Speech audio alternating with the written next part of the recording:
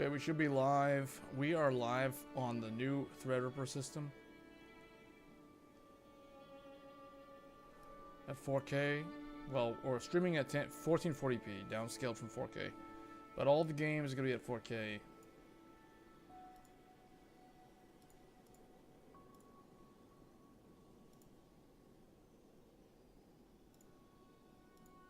Okay. Let me see here. Yeah, Threadripper is, I don't know, depending on how good this is, I might actually use this as my main system for like everything. I don't know. It seems really good. It's got so many resources. Okay. Let's, where is my... Does that show up? There we go. Okay, so Task Manager. Here it is. The Threadripper 9960X. 24 cores. 48 threads. 128 gigabytes of DDR5 registered DIMMs. RDIMMs. Running at 6400 megatransfers. That's 4 sticks of RAM. So what is that? 32 times 4. Yeah, right there. Oh, you guys can't see the tooltip. It's weird. It doesn't show the tooltip on the screen. But anyway, so we have a lot of drives. We've got a Hitachi hard drive, a Toshiba 10 terabyte hard drive.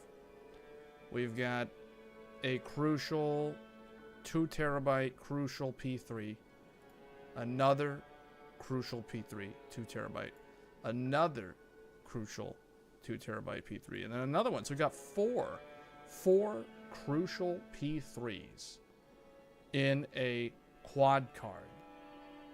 So that's taking up 16 lanes of that PCIe using the ASUS Hyper M.2. And then for the C drive, we have a Micro Center Inland Performance Plus 4 terabyte. This is a Gen 4 SSD. And this is a fast one. This is the one that's for the PlayStation 4. I mean, the PlayStation 5. And then I have another 4 terabyte Crucial P3 Plus. This is a Gen 4 terabyte SSD. And then finally, an Intel 670p 2 terabyte Gen 3 SSD. And then we have 2 graphics cards, dual GPUs. We have, for the first graphics card, we have an AMD Radeon Pro W7500. This is an 8 gigabyte professional graphics card, single slot, no more than 75 watts, so it doesn't even need a PCIe power connector. And then we have a NVIDIA GeForce RTX 4090 with 24 gigabytes of VRAM. This is known as the Founders Edition. So that brings me to this. So now we can show you the setup. Now, yesterday, when I first installed this, I was using a Noctua U14S TR5 SP6 air cooler. And when I would do Cinebench R23, I was getting up to like 88, 89, almost 90 degrees on air under full load. So that got me thinking, you know, if I really want to test PBO and the limits, and I was watching reviewers' videos of the Threadripper that they tested, they were all using the Silverstone, so I was like, wait a minute, maybe I need to test with the Silverstone Liquid AIO. And sure enough, so you guys can see here, I have swapped over to a 360 AIO. This is basically the same AIO that you saw in all the reviewers. So that does seem pretty good, to be honest. Like, yeah, if you want to run this thing at stock settings, air cooling is going to be the way to go, because the air cooler was so good that it was cooling my RAM and it was cooling the 12-volt high-power cable because the fans were in a chimney vertical orientation. Now that I no longer have the air cooler there, you guys can see the RAM sticks no longer have auxiliary air from the cooler, and the 4090's power cable no longer has active cooling from the Noctua air cooler.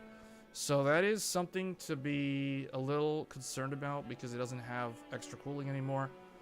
But just to kind of show, if we move this down a bit, you guys can see, well, I guess I can pick up the camera. So you guys can see, this is the build. You can see the 4090 Founders Edition. Underneath it is the Radeon Pro W7500. And then underneath that is the USB 4 as media 4242 USB 4 card. That allows me to use my 4K 60 capture card down there. You guys can see there's that AverMedia Live Gamer Bolt.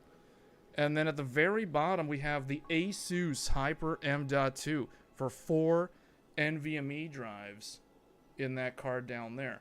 So the only thing I'm lacking, I can't use my 16 lanes, my second set of 16 Gen 5 lanes, because the 4090 is too thick that it covers up the slot. It's completely blocked. There's no way to get access to that without completely removing the graphics card and going to a 2-slot wide card. That's why I really want a blower style 2-slot design, because for a high-end desktops as well as workstations, that is significantly better. The 5090 Founders will fit, but then the problem, it won't have any cooling, because the second graphics card that goes underneath it will literally block all the fans. So that's not good. Only the blower styles can get away with having 2 of them stacked together.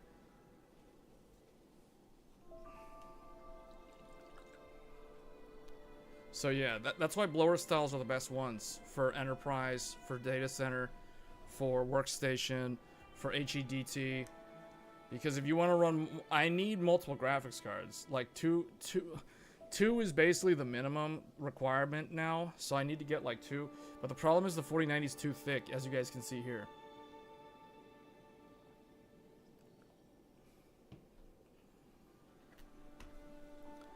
I mean, I was thinking, what about custom water blocks?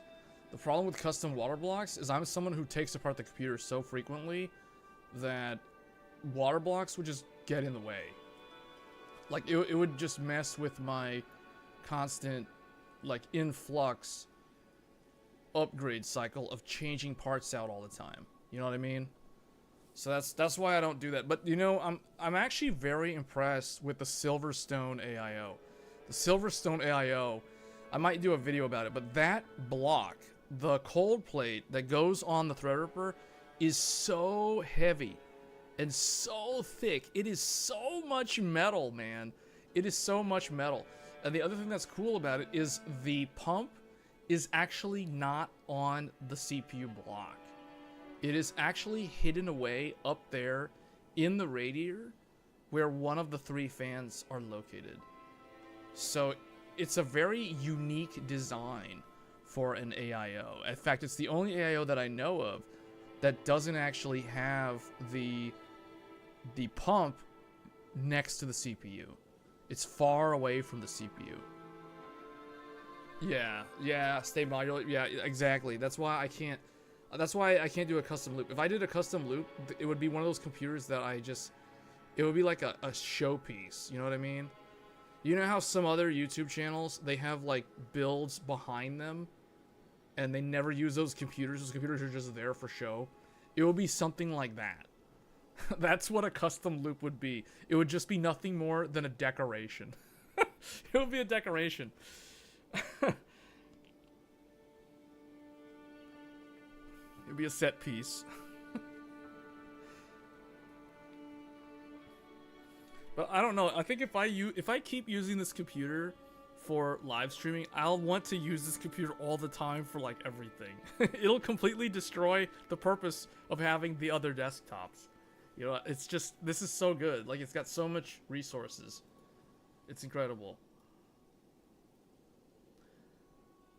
I mean, you guys can see, so we're running dual GPU right now. The second GPU is doing absolutely nothing. Normally, I have the second GPU rendering, so it would be like encoding the live stream right now. But I have everything running off of one GPU for this stream. But yeah, we have a second GPU here, just because. We have 128 gigabytes of registered ECC memory, running at 6400 megatransfers, because that's super easy on Threadripper. No problem, you set it and don't even do anything and it works. And then we got lots of drives, and we got the 24 core 48 thread right there. So much CPU. It's so much CPU. There's a bunch of CPU in the middle that's doing nothing.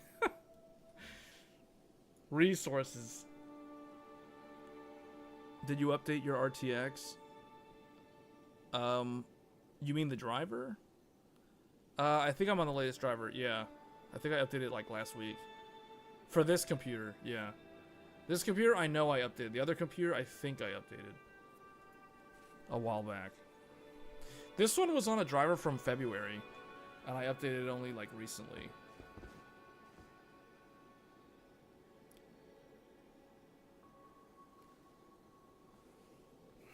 It's funny because, you know, all the reviewers say don't use Threadripper for gaming. Yeah, but the thing is, here's the thing. Like, the people who have Threadripper are typically on 4K monitors anyway. So, and when you're gaming at 4K, as we're going to show on this stream, it doesn't really matter, because you're GPU bound anyway at 4K resolution, especially with something like a 4090. I mean, the 4090 can still hold its own at 4K pretty well. However, there are a lot of modern new games that do cause the 4090 to struggle a bit and fall below 60 FPS. And possibly use something like, oh no, frame gen. Yeah, it might have to use frame gen. So that is something that we'll look at here. I don't know what to do with the 4090. So I will tell you guys, I did swap power supplies, because the power supply that I was using on this computer before was the Corsair HX1200 from many, many years back. So it doesn't have a native 12-volt cable. I was using the Corsair. You know, Corsair sells an official adapter cable. It's like the Type 4. There's two Type 4 ends that go into the PSU, and then you have the actual 12-volt go into the GPU. The problem that I have found is that, so I have two of those cables, and both of them do not evenly balance the current across the pins, the 6 wires that go into the GPU. I did a whole video about this back in February of this year, where I showcase a 4080 Super and how it's not balanced. Then I show a 3090 Ti, and it is balanced. So the 4090 is not balanced across that Corsair cable. So I thought, well, you know what? If I'm going to start using this computer for gaming and stuff, just to kind of show the limits, I am going to need a reliable cable. So I did swap to the Superflower, the same power supply that I'm using with the 5090. And I know that the 5090 is evenly balanced on that cable. So I did swap to that cable on that power supply from Superflower. So for those wondering what that is, and maybe I can put it in the description, it is this power supply right here. The Superflower LEDX 3, ATX 3.1. It has the Cybernetics Award, 80 plus gold, 1300 watts. 1300 watt power supply. This is what we're using with the Threadripper now. I've retired my old Corsair HX, which means I can use my Corsair HX for a Radeon based desktop build that we might do later in the year. I don't know. We'll see. But anyway, that's kind of like in storage now, so I have an extra PSU hanging around for like an open test bench or something.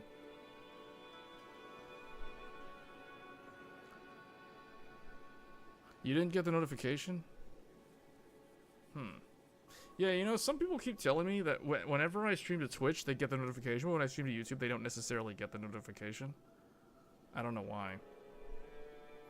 Can you make a RAM disk for gaming? You could, but I mean, is it needed? Is it really necessary though?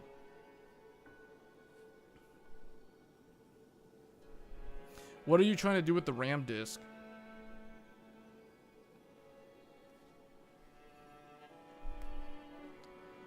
Well, here, let's do this.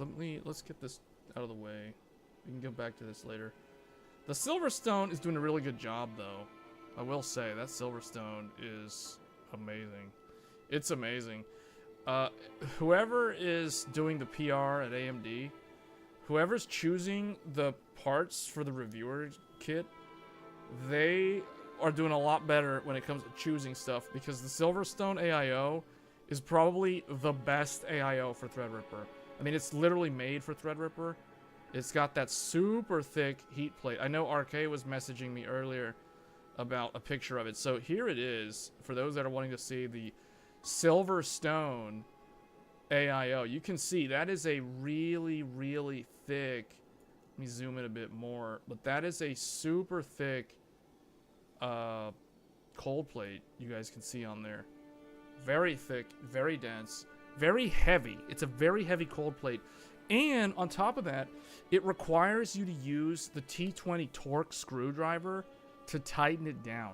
Now, you don't have to use the one that comes with the Threadripper, but if you have that one like right next to you, like I have mine in the box right here, I just literally used the torque screwdriver that came with Threadripper to tighten down the Silverstone. Well, it is industrial grade. That's the thing that no one has talked about. Although no, I think Level 1 Techs did mention this in their review. The Silverstone AIO for Threadripper is designed for data centers. This is a commercial grade AIO. This is not your typical RGB gamer thing that's probably going to break down in 5 years or have lost some of the fluid over the 3 to 5 years. You know what I mean? It's not that type of AIO. This is like an industrial grade. You can see because the pump block isn't even in the cold plate. It's separate. It's a separate thing. It is like one step away from being a custom AIO. So it is very, very high end. Like, so I was impressed because when I went to Micro Center and I was contemplating, should I get the Silverstone? Because Micro Center had a bits power, and I was like, I could save a lot of money if I get the bits power, because it's much cheaper. It's like a little bit more than like a Noct. Well, it's still a bit more than the Noctua, but I was like, man, I can get the bits power. But the problem is the bits power looked really thin. The radiator was not thick like the Silverstone, and the cold plate, I couldn't really tell the cold plate, but it just looked like it was lower quality than the Silverstone. And I looked at the specs on it, and it's like the bits power is totally fine if you're someone who's probably just going to run the CPU at stock and you're never going to do anything with it that's like overclocking, for example. But if you have any aspirations of overclocking Threadripper, you're probably going to want the Silverstone, or you're probably going to want a custom loop. A custom loop is probably the true enthusiast way to go on an HEDT platform. But someone like me who takes apart the computer all the time, who messes with the RAM, who takes the GPU out, who puts another GPU, like Francisco said earlier, I gotta stay modular just because for simplicity. Now, I know you can use like quick disconnects and things like that. At the end of the day, though, there's still way more parts you have to keep track of when you swap stuff with the custom loop versus if you have an AIO, you don't have to do really anything except remove it and repaste it and put it back on at some point. So it makes sense to go with the Silverstone, but I'm very impressed with Silverstone. The other thing too is, those of you that don't know much about Silverstone, they make like rack mount like chassis, like actual cases that are legit good and really good and modular. So I'm waiting to see if Silverstone starts selling the, I forget what it's called, the Ultra. Let me see, what was it called? Silverstone has something called the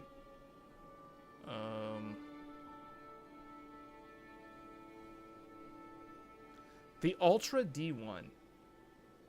The Ultra D1 is like the best case I've ever seen. And I think I have one of the best cases right now, at least for Threadripper. The case that I'm using, you guys know what case this is. You guys know what case this is? Here, I'll give you a hint. I'll give you a hint. Oh wait, I gotta make this larger so people can see it. Let me make this larger. Move this over.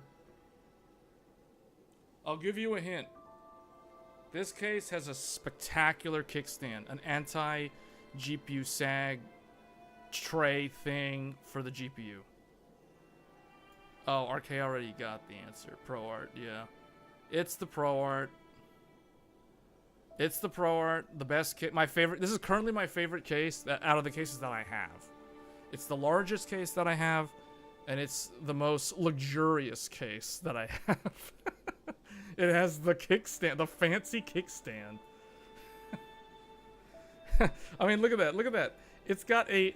Look at this. Look at this kickstand. Luxurious kickstand for the RTX Founders Edition 4090. Meanwhile, the Radeon Pro is like down here, and it doesn't even have a power cable. It doesn't even need an 8-pin. It doesn't even need a 6-pin. It's so low power. The Radeon Pro. it's like Radeon Pro. It's like sitting under there. It's like the 4090 is blocking my second X16 slot. I can't even plug anything in there. Fractal Torrent has massive airflow. Used to own one, but sold it to a coworker. Oh yeah, I have the Fractal Torrent.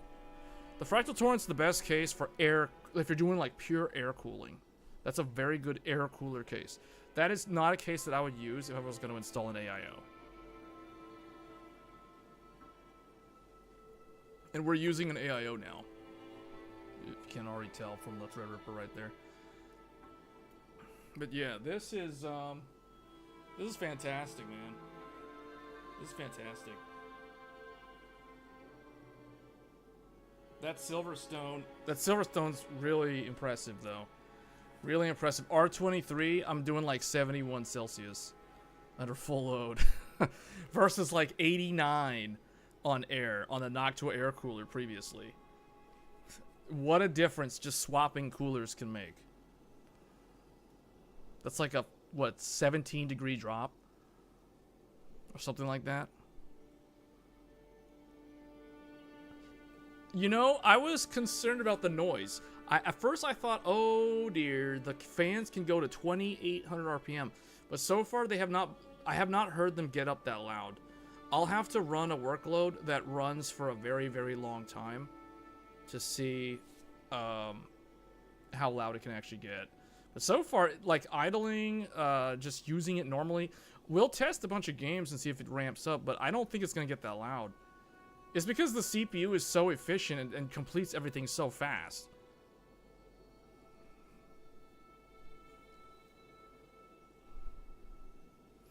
Of course I'm going to keep the 490. What am I going to do? Like, Threadripper doesn't have integrated graphics. What am I going to use with Threadripper?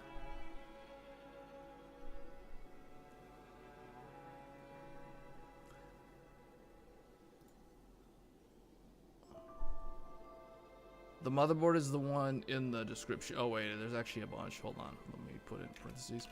This is the one I use. I'm going to do that.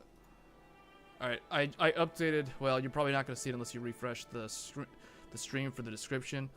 The name of the motherboard is in the description of the video. Why? Are you thinking of building a Threadripper system? Are you thinking of going HEDT? Once you go HEDT, it's hard to go back, man. I'm just telling you. Like, once you experience what it is to be on a true high-end, it is hard to go back. I feel like going back to mainstream, it's all... the only reason you would go back to a mainstream desktop, like a Ryzen whatever, or an Intel whatever, the only reason why you do that is like what we were joking about this earlier with Francisco about the fully custom loop as a set piece, as a decoration in the background. That is the reason to go back to the mainstream. Because the thing is, with mainstream, you get all the RGB, you get all the gamer lights, you get all the flashy stuff. You know, you have your Ricer mobile, you know, on casters or whatever. It's completely different. You step up to high end, like Threadripper world. You exist in like a completely different world. It's like everything is all about industrial quality, commercial grade, reliability, 24/7 uptime capabilities. The durability of everything is like so much higher. It's just it's like a completely different world. You literally have DDR5 RAM that will prevent you from blue screening your computer. As much as you want to blue screen the computer, it's going to do all it can to prevent a blue screen. It is completely different.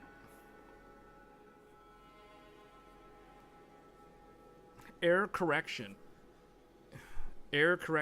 on the memory.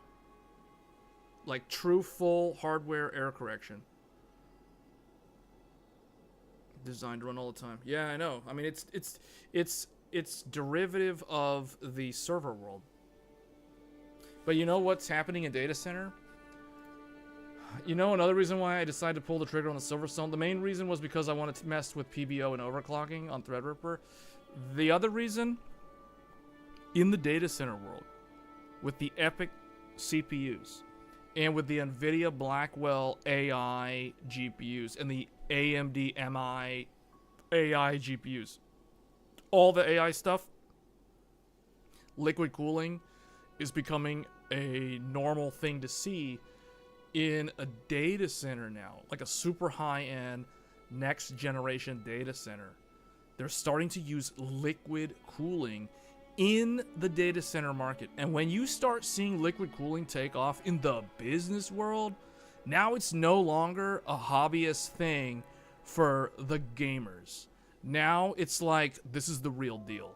So you're getting stuff like the Silverstone industrial grade cooler that you can actually put on a Threadripper now. It's like, it's really nice to see stuff like that.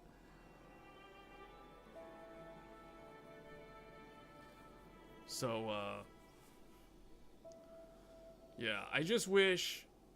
The one thing I would change with this computer is I just wish that 4090 was a 2-slot.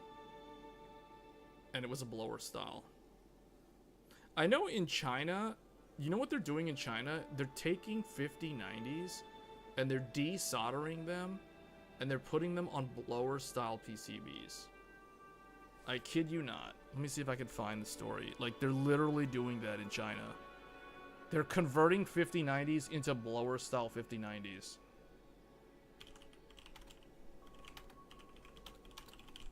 Let me see if I can find the story. Yeah, check this out. Yeah, look at this. This is ridiculous. Oh my goodness. Oh my goodness.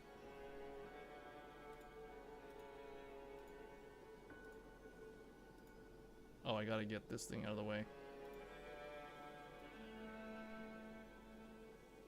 Look at this. GeForce RTX 5090 reportedly has easy availability in China. And that's the full 5090, not that 5090D. No, the real deal.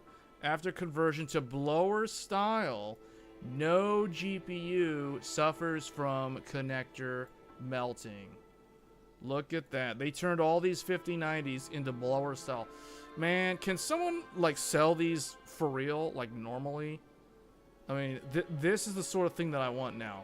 Now that I've tasted the high-end market, it's like, no, man, now blower style is the way to go. If you want a water cooled, you can put this on a water block. But this is the best 5090 right here. They literally made the best 5090. You don't have to worry about the melting cable.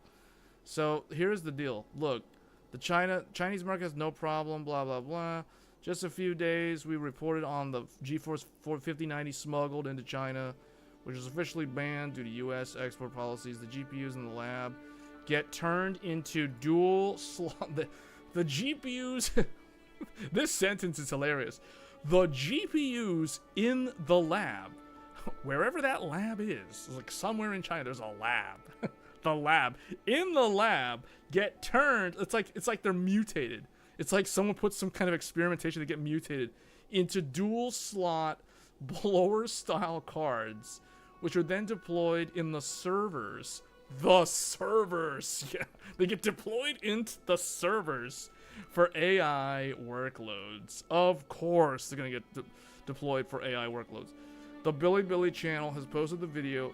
Provided more information about this whole process in the comments, revealing that the GeForce 5090 is easier to get in China due to smuggling. There they go. Oh, look, they're taking it apart. Oh my goodness, they're turning it into the blower style. That's awesome. Because look at that, the 16 pin is over here on the front. You know what that means? In a proper case that has front to back airflow, the connector gets fresh cold air from the front intake fans. So it's not gonna melt. They figured it out. They figured it out. There it is. Check it out. Look, they convert it. They put it in like this. No more stupid 16 pin hanging off the side to get bent and ruined and then eventually melt and break down. No, you put it at the front. Because a proper case has the air coming in from the front and going out the back. Or coming in from the bottom and going out the top.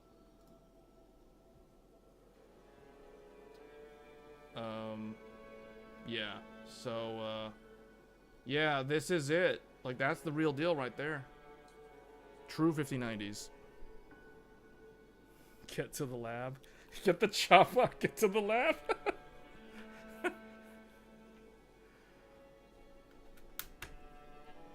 Bottom intake fans blowing up into the 5090. It's still not going to have as much air pressure as front to back. Because the floor or your desk or whatever impedes those fans. So those fans on the bottom of the case don't have enough. They don't have anywhere close to the amount of pressure as front intake. That's why if I'm building a workstation, I'm going traditional front to back. Like look at the case, guys. This is why this is my favorite case. This is a real case. This is a real case. Look at this. Look at that front. Look at that grill. Oh, and look, the computer's on the floor. It's on the floor where it belongs. Look at that. Oh, ignore that cable management back there. But check this out. Look at that. Check this out. This thing. This button. If I press a button, if this lights up, if that lights up, that means I gotta clean my dust filter. And check this out. I don't have the side panel on right now, obviously. Sound dampening material. Sound dampening material. It absorbs vibration. So there's no sound. Dead silent. And also, no rattles. No annoying resonance where it like rattles as the case gets older. Big, thick, 200 millimeters. So let me take this off here.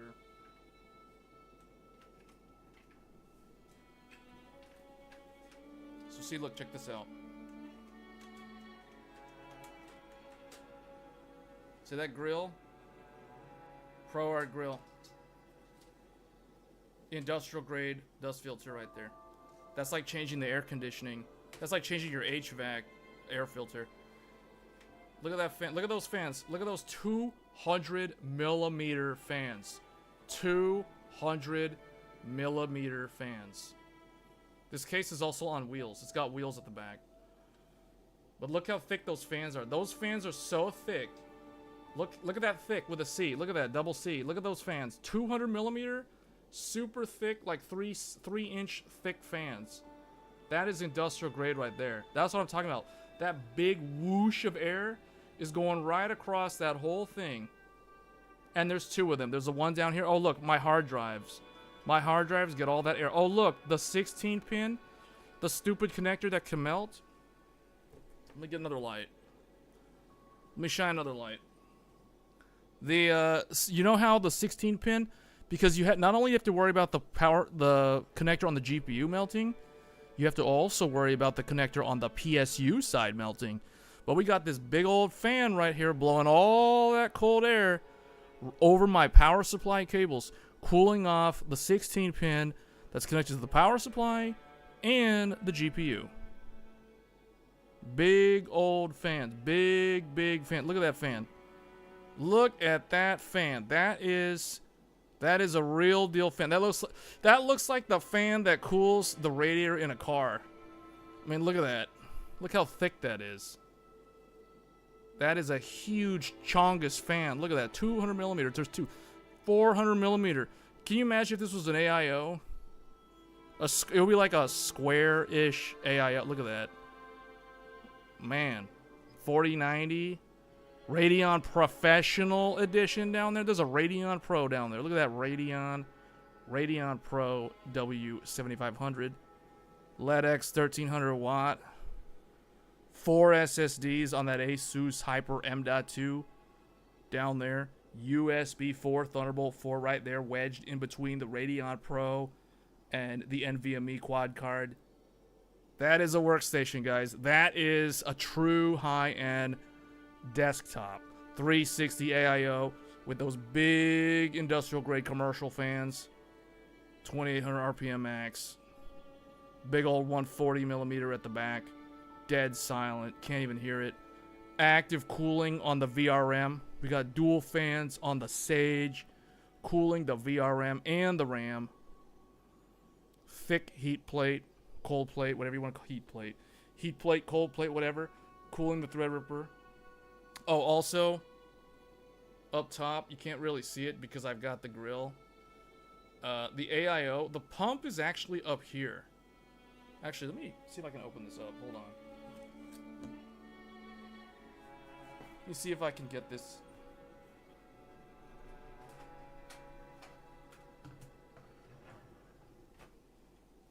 Alright, so I took this off. That's the top. Just to show you guys where the pump is. There it is. That's the pump.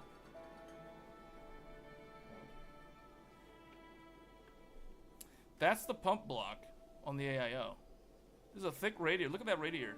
The radiator is so thick, I have the fans underneath the mounting plate from the case going in through the frame into the AIO. So you got the AIO up top. That's the pump. You can see the power cable for the pump block is there.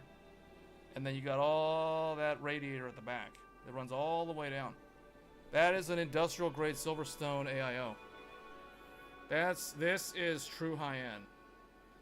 That's what a true high-end looks like. No gamer lights, no RGB, none of that stuff. That's not what it's all about. This is about a reliable system for work that is always capable at any moment. No worrying about blue screening, no worrying about messed up, unstable overclocks. No.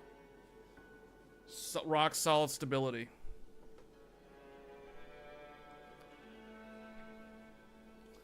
Those are rare pump layouts, though. That's because this is an enterprise pump. This is not a gamer AIO. This is not like a regular AIO for normal systems. This is the type of pump that you would find in a data center. That's what I mean when I keep saying commercial grade or industrial grade.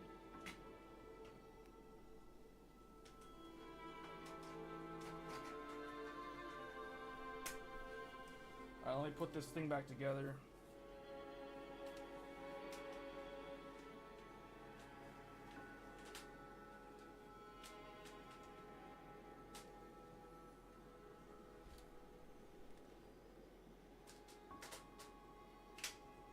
Okay. We'll leave the side panel off for now.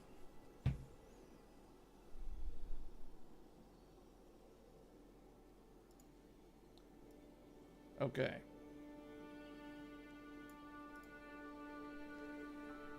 Alright, so, that's the story on the 5090s getting turned into blower style. And the reality is these cooler designs are actually more reliable than the ones that go on gaming cards. The blower style fan is the most reliable fan. It has the longest lifespan. I forget what the mean time to failure, or what is it, MTBF, mean time between failure. The mean time between failure on blower style on radial fans is significantly longer than on Axial. They're way more reliable.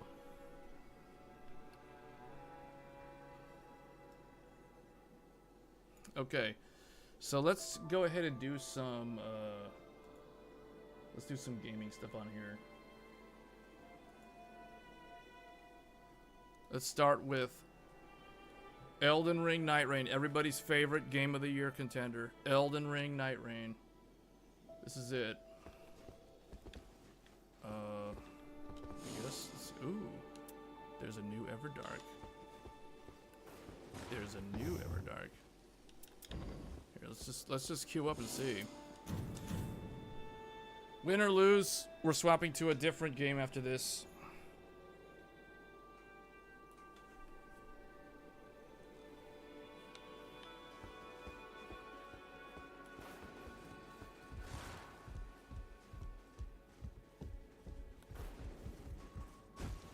Let's see what the queue times are like for Augur. I think Augur, because it's a new fight, it should have insta queue. I would think.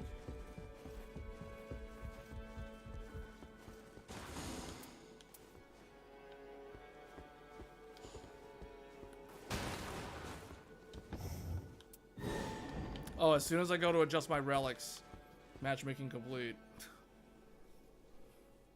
It's like it almost works every time.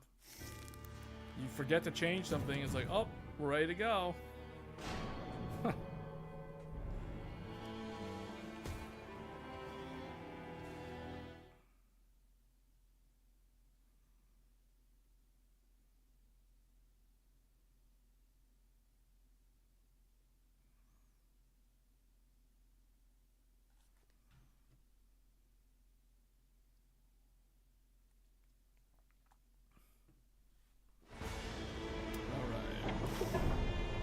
See what we got here. Augur. So this is a 3-church map. 2 of them are in the south. Lots of lightning. That's good. Let's get this lightning camp. Let's get this too at some point. Let's do that.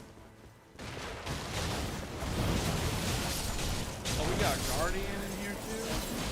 Man, we got all the big characters in here.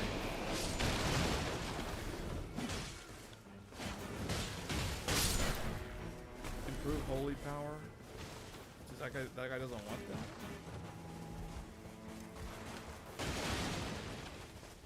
Who here thinks Elden Ring Night Rain is their favorite game of the year? Or who do you think you're... Well, okay, out of the people here, whether you played this game or not, do you think this game is game of the year? Like, yes or no?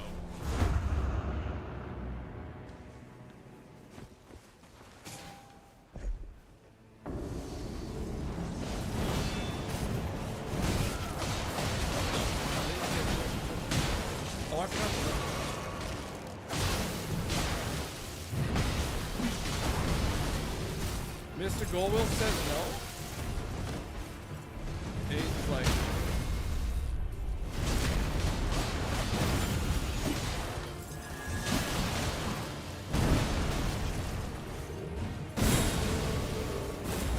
Oh dear. Oh man.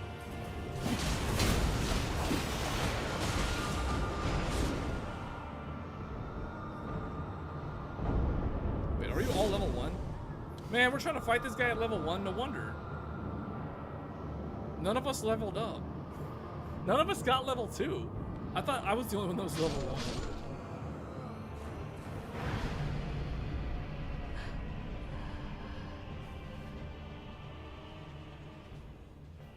You don't have the use case for one?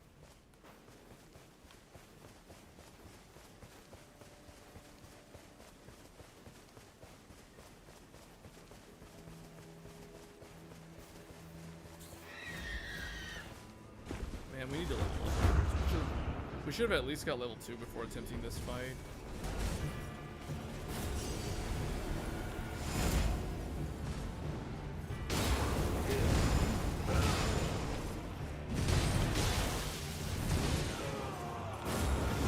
Did she not go back? Okay, yeah.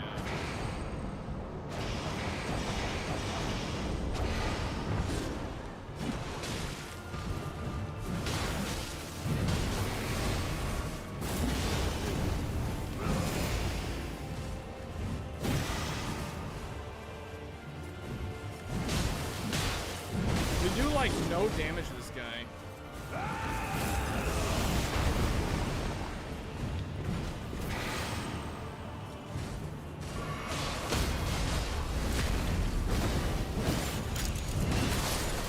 Advantage you get, but we wasted a lot of time.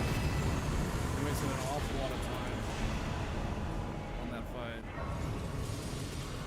We got so many levels. Level 5. Alright, let's get this camp for the thunder weapons.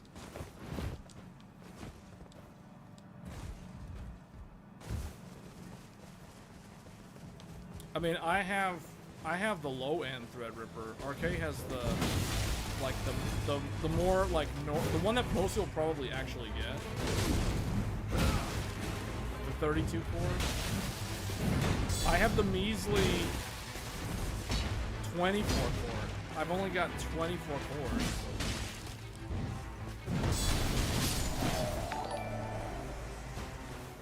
Hey Keith. Welcome to PC Pros.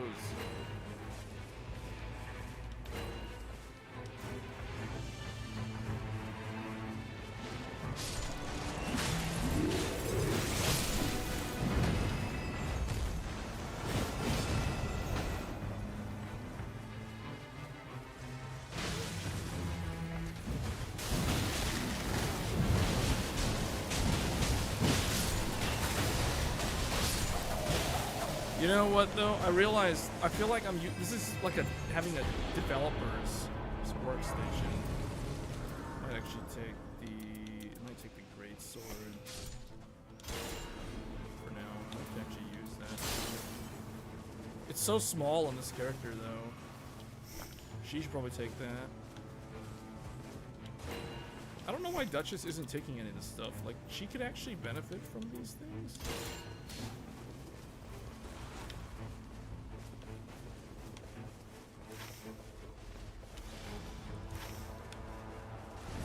We should get the second Thunder Village.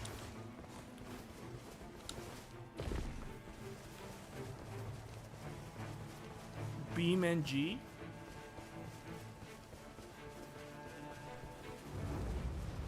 You're thinking about buying 5090? XTX I mean, it's the same thing with Threadripper, right? Like, you don't have to use it. Do you have a use case for 5090?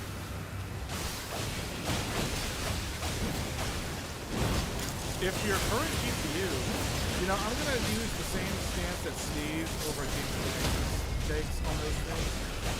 Like, if your current GPU is performing fine and you're able to like game on it with no problem, provided it's on the, like for the resolution that you have, then is the upgrade really gonna be worth it? Because the last thing you want to happen is you end up with buyer's remorse because you spend all this money and then you're underwhelmed with the result. You know what I mean? I'm gonna take that bag. Let's see, I don't have any upgrade material.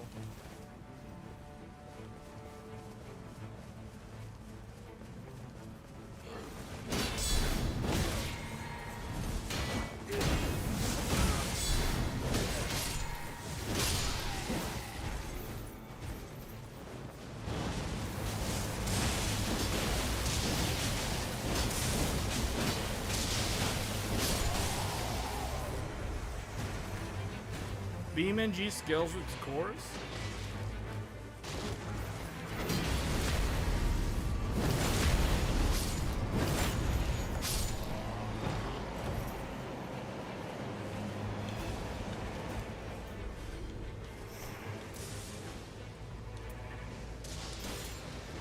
Actually, you know, I kind of like this crossbow.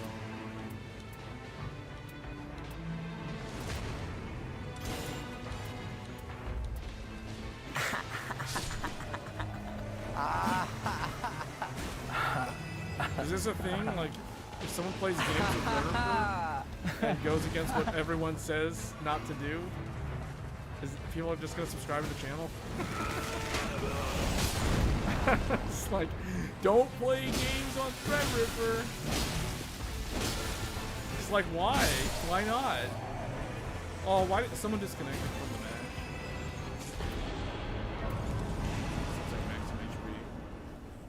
Maybe that guy will come back. I don't know what happened there. Threadripper's not redeeming.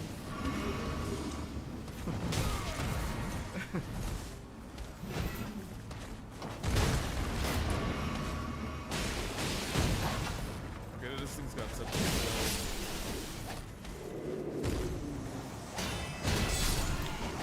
Alright, let's go and get this church over here.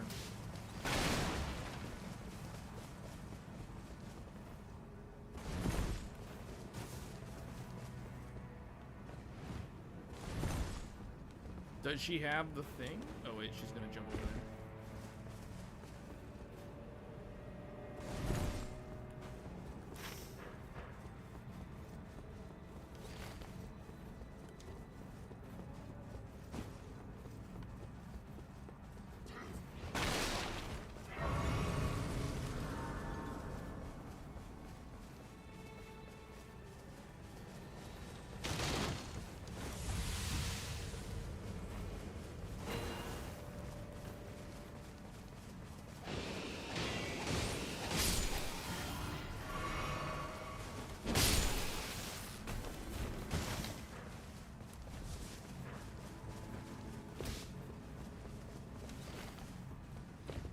Do that frenzied flame place because I think that one, yeah, that one has one of the vendors.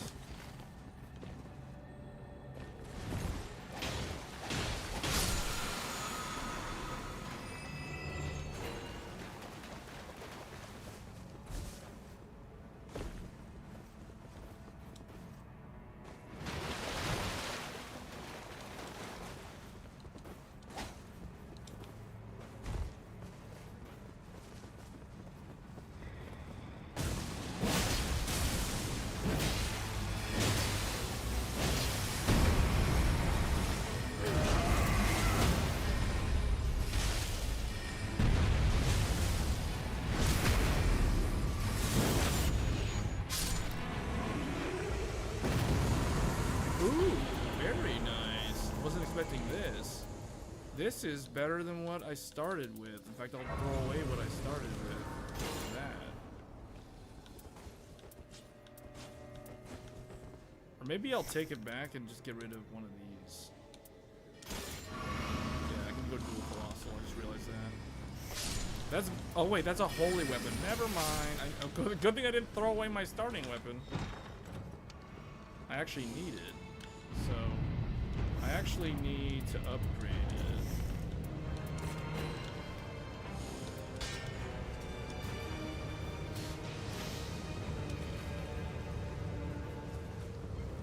We gotta get out of here.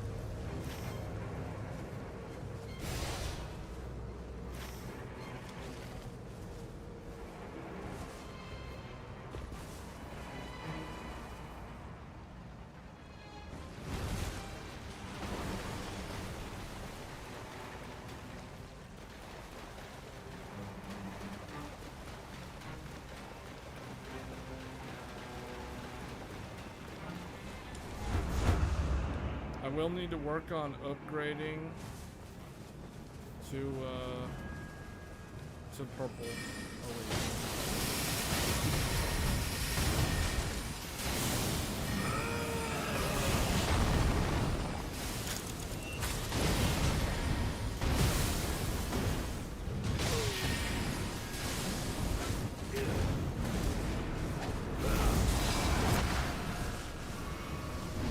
Oh no, okay. Oh, we got super lucky there. Straight axe. Successful. Okay. We gotta move.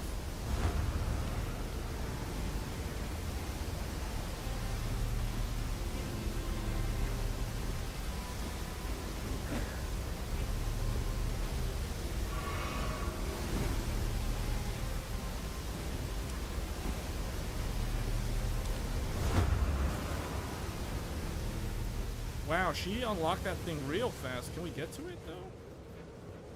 I think we got some time. We gotta move fast.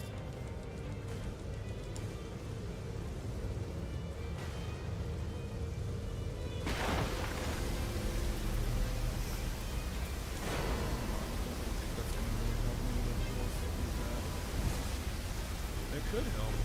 This boosts the fire attack. Yeah, that does actually work.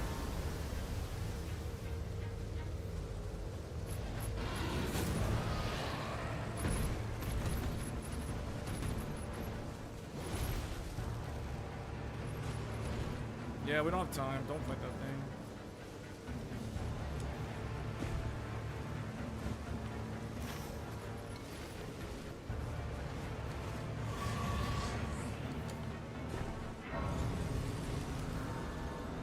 I didn't realize how low my health was.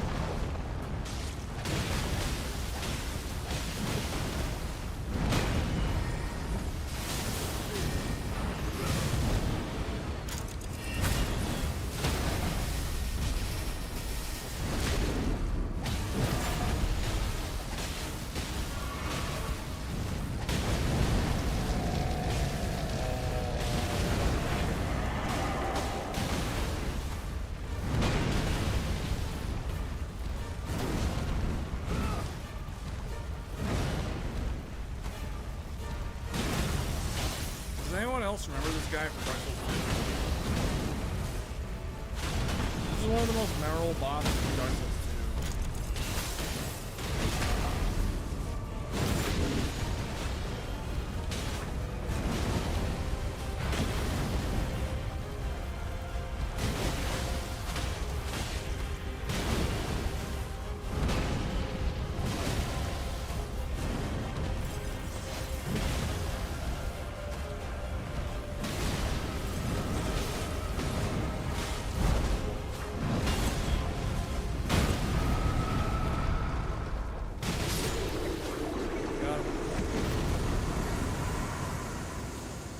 Nearby blood loss increases attack power. Yeah, probably that one because I know that she's probably dealing bleed. I hope. Okay, maybe not. Never mind. That doesn't help at all. But maybe she'll get a dagger at some point that will add bleed status. And can we go in here too? We're going all the way down. Man, why is this? We're at the upper end of this thing.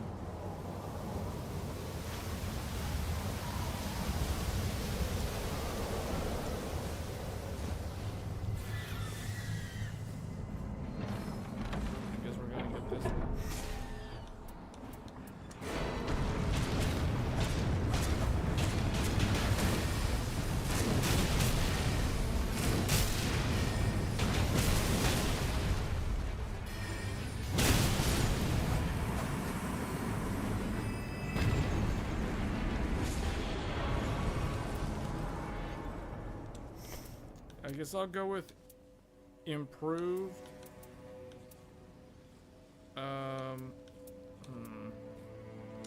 What's this? I don't know. I don't need the katana. All right, let's go. Yeah, let's actually fly like a bird.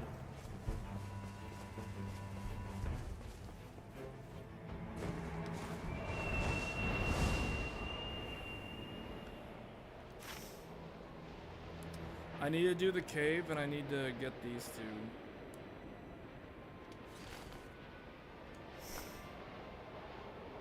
So I can level up my starting weapon. So far, this is the best one I've got.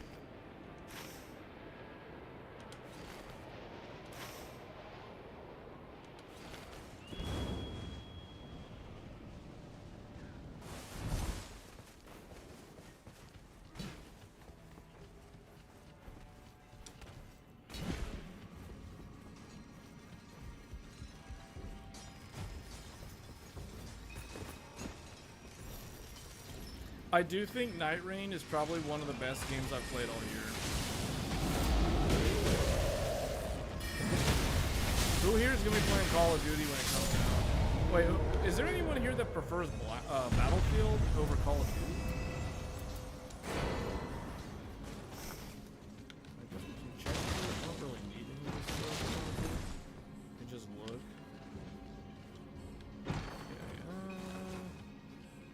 It's funny, it's like when I actually would like to get the thing, I don't actually need it. Alright, let's go. Let's get this.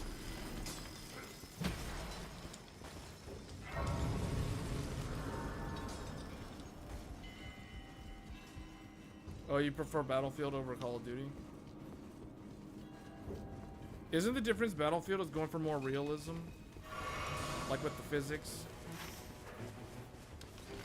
Versus Call of Duty is more like, I don't know, you just spawn in and do a team deathmatch and just do your rotation.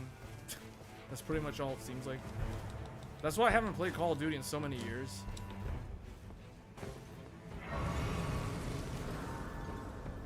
Battlefield is better?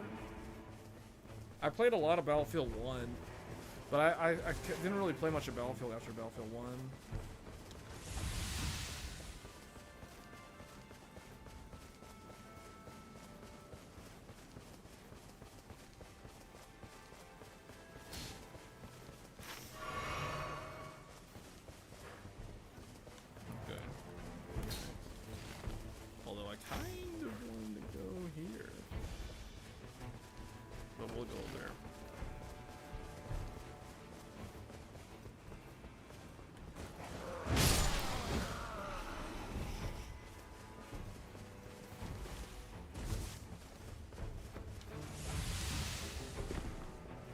Man, that guy that left, too bad he didn't come back because this is a pretty normal run.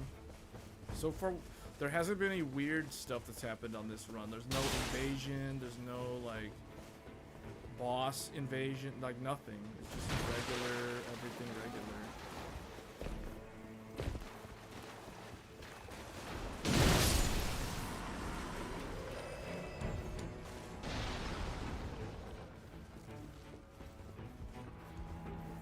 So for those of you that care about like game of the year or like which game, what's your favorite game that came out this year that you played?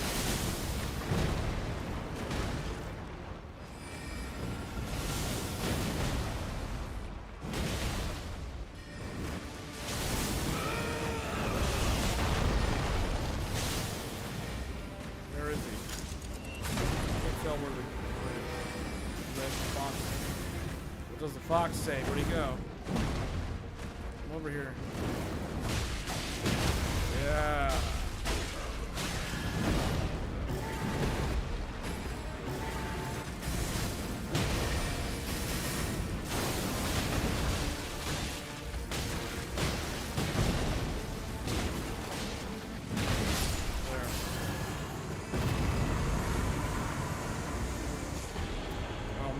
Stuff is good for me. Longer invincibility. I guess longer invincibility.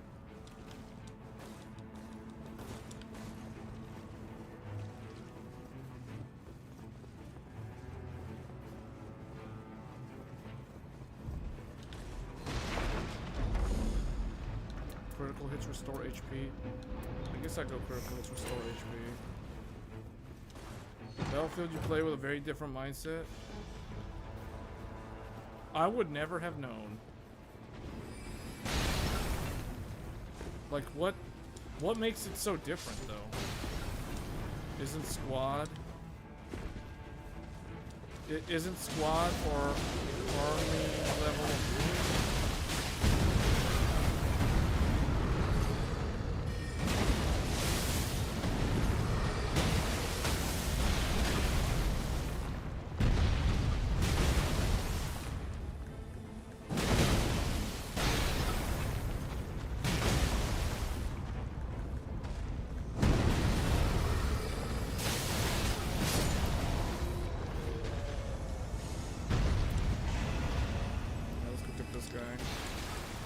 this troublemaker over here. Use one of these. Oh no. Hold on, hold on.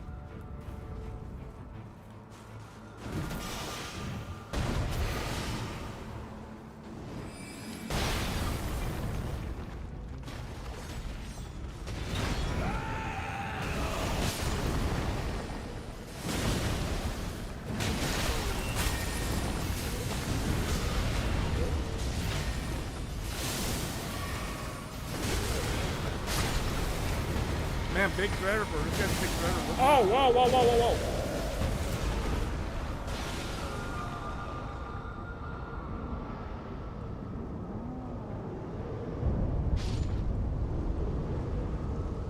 Get me up quick. Get me up.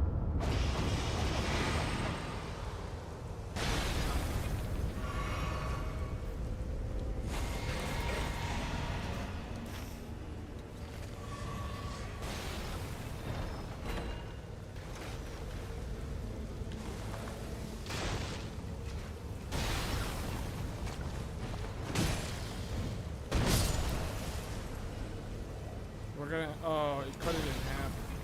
We're gonna have to go the other way. Get over there.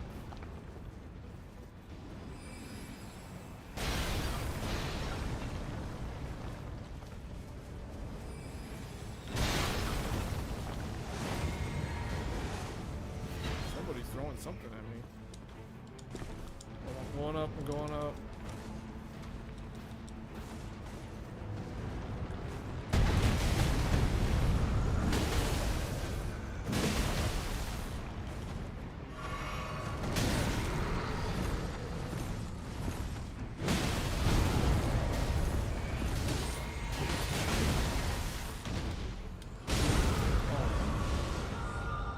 Oh, was that a stamina? Oh, she ran the long way. I thought she was already over here for some reason.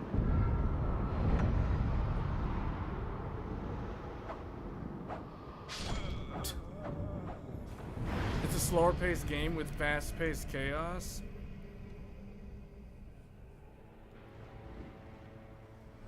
My opinion on the Battlefield reveal.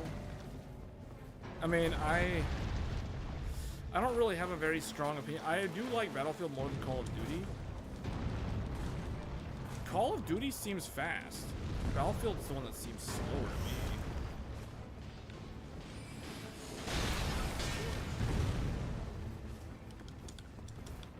Maybe I have them backwards.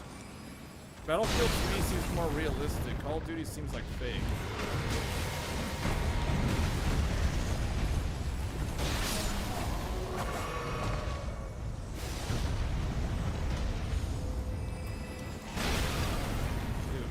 Keeps throwing these really annoying. That's very annoying.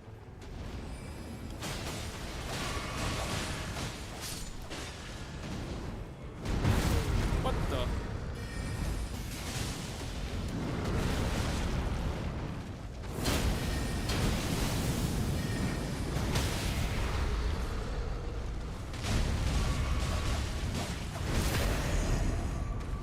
Bad Company 2? You're disappointed with Battlefield or with Call of Duty graphics?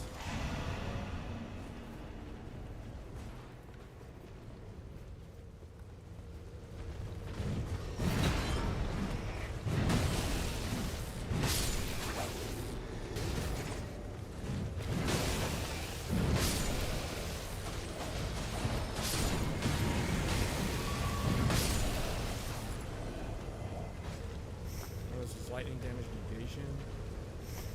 Just Colossal on 2 Colossal. I need to swap them the position of them. Oh, here we go. This is it. Time is up. Time is up. Yeah, I'm gonna go over here. The PUBG's coming.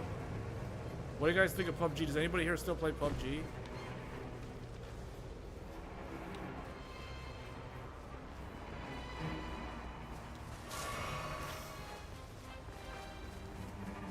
Try to get this because of that lighting weapon.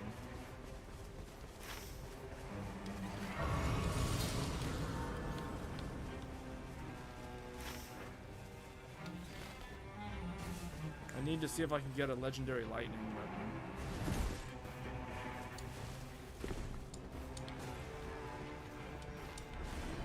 Oh, it's Faramagulo people.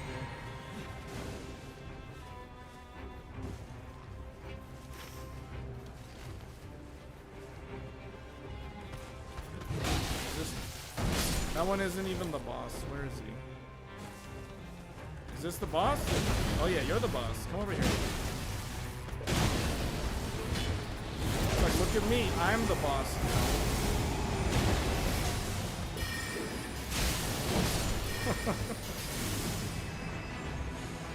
Oh, only a greatsword? None of this stuff is... I'm not getting anything good.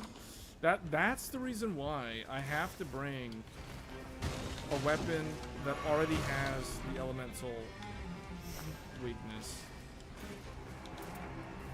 of the boss. I have to. It's like, otherwise you're taking a huge risk, especially fighting Everdarks.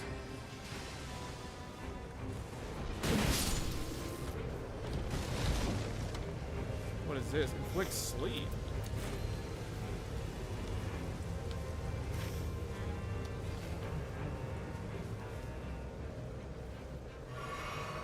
Oh, I don't... Wait, how do you play Star Citizen? Is Star Citizen like a free-to-play game?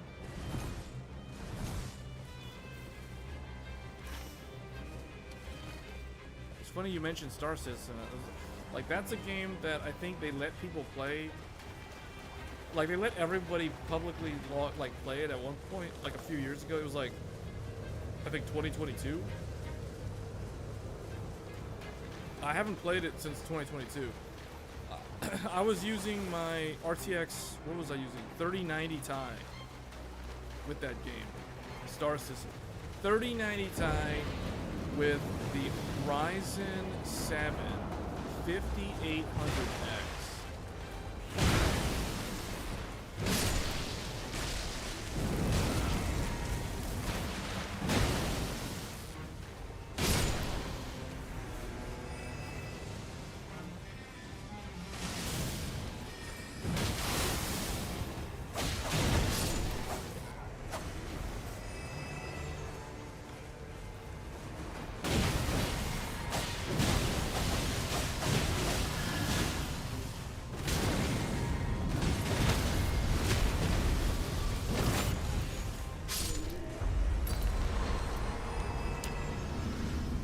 Go.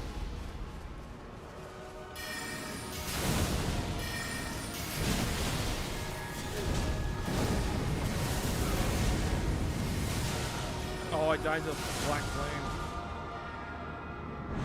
Yeah, I shouldn't get hurt. Hold on. Let me get this guy.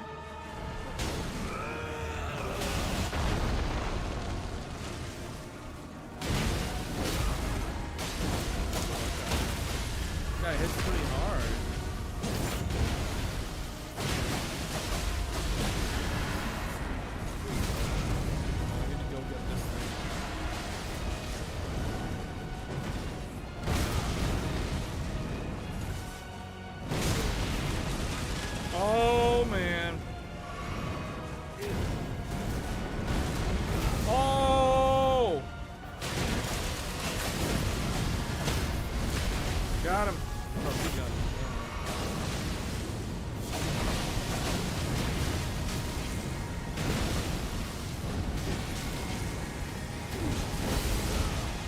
Poised through it, but then died to the flame. I poised through it with his skill and then died to the flame. They keep giving me the damage over time. Uh-oh, she's out of mana. Uh-oh. Uh-oh. Hey, Mark.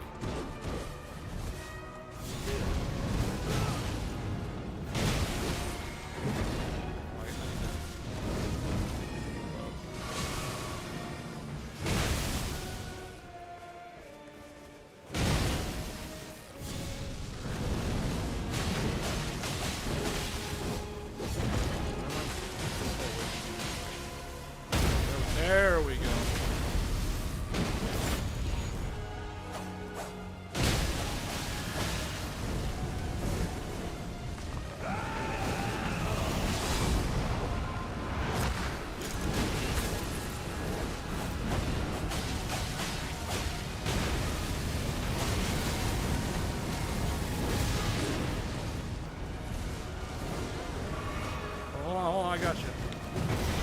Oh, whoa, I'm inside I'm inside the thing.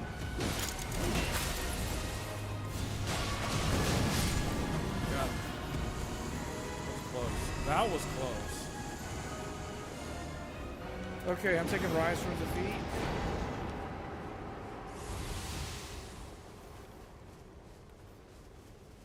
Star Citizen. Yeah, Star Citizen was extremely hard to run back in 2022. That's what I remember. Why are we? Both of us are only like level 11, level 12. I don't think we're gonna win unless Augur is just really, really easy. But this is gonna be the first time fighting this guy. This is a brand new fight that was just added to the game. This is Augur EX. Okay, so she did manage to get level 13, so at least one of us is like at the minimum recommended. I guess I'll take, I don't need this. I guess I'll take the, I think Augur is immune to sleep. I don't know though. Actually, let me check real quick. Is he immune to sleep?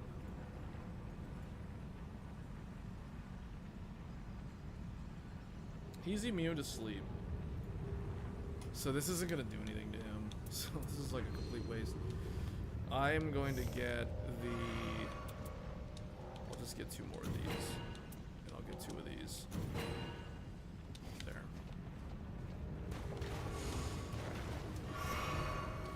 Alright, here we go.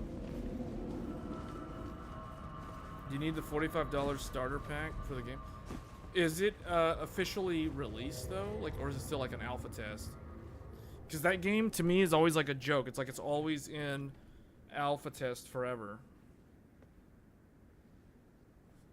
Like it's been in development for over a decade.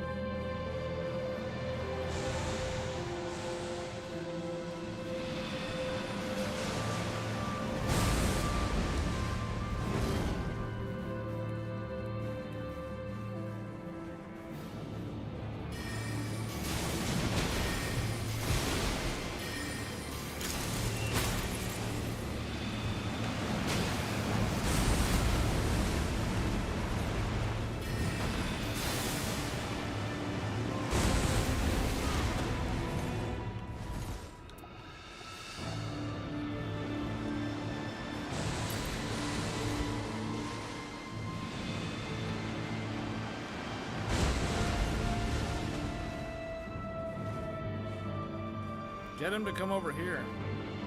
It's still in alpha? Oh. The water. The waves.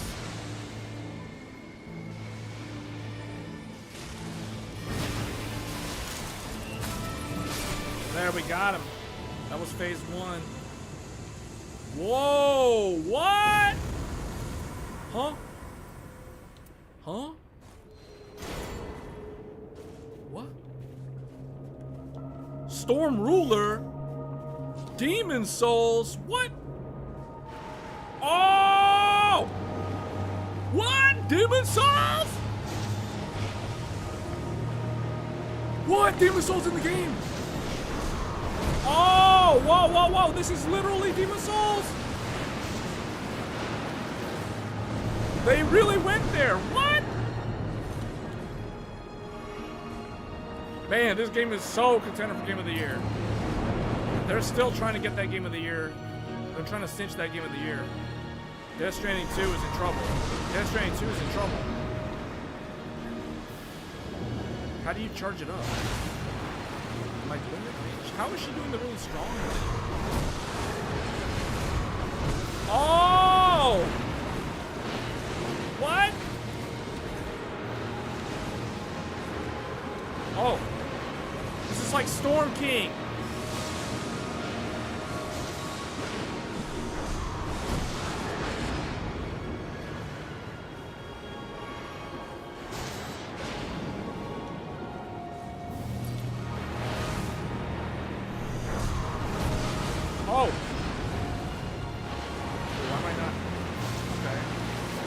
Okay.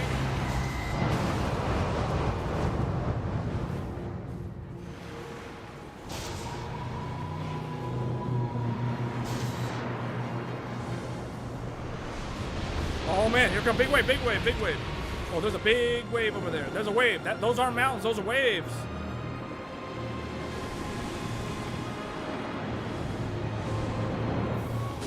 Oh no, oh no, no, no, no, no, she died. Hold on, I'm coming over, I'm coming over. Where'd she die? She's like way over here. Hold on. I know what to do. Oh my goodness, that takes a lot of damage. Hold on.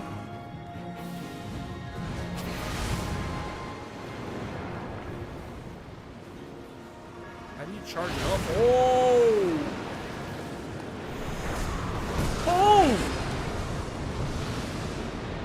What? Oh man. Oh no, oh no, oh no.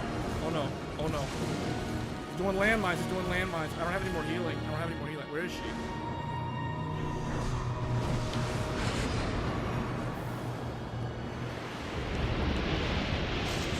There's that big wave again. Big wave coming in. Is it Tracy me?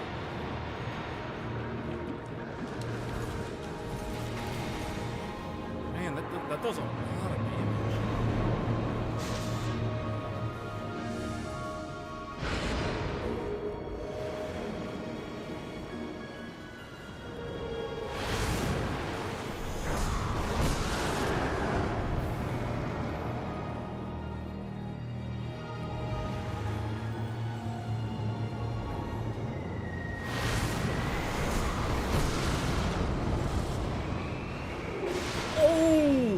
Okay, that's how she died. Okay. That's the scary attack. He does the big nuke. He does like a laser nuke from the satellite.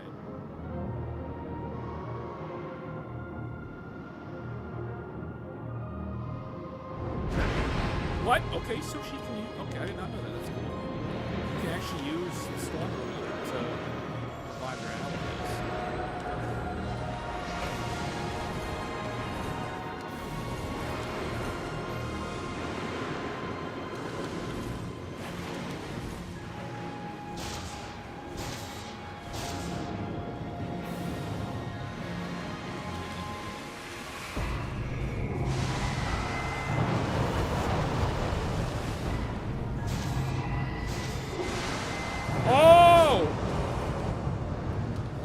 Oh no.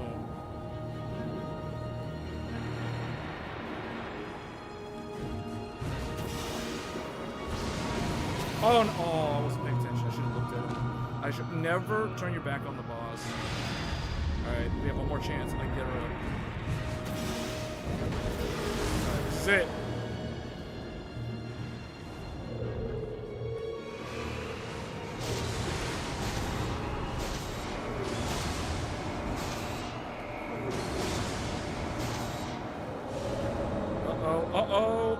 Sleep. Wake up, wake up, wake up. Wake up.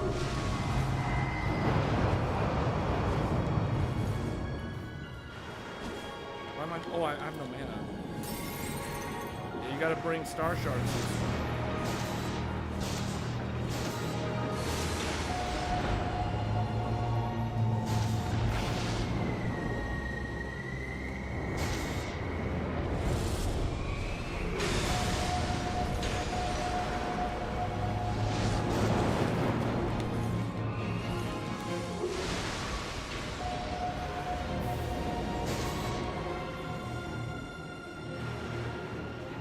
Third person, this would go by faster.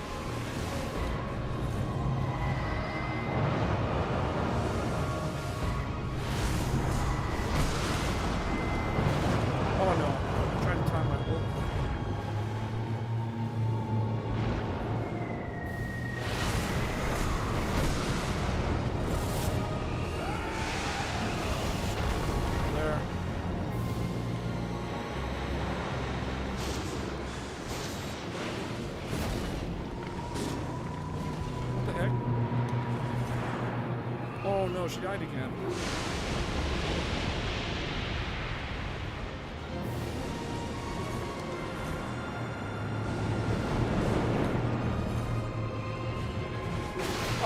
Oh man, I should not have done that.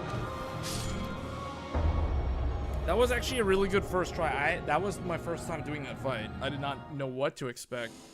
But I actually liked what they did. They brought back the Storm Ruler style fight from Demon's Souls. If we didn't lose our third person, that probably would have been a clear.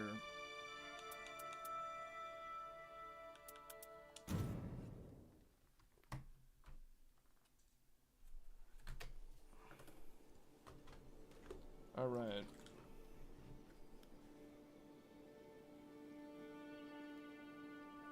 Oh, that was Elden Ring Night Rain. Where's the... Yeah, this game is capped to 60. This game cannot go above 60. Alright, let me try another game. That was good, though. So they've got Augur, which I still have to clear. And everybody's favorite Dark Drift Knight is back. So they got the two people, the two bosses that are weak to thunder are available now. Alright. So let's exit out of that. And let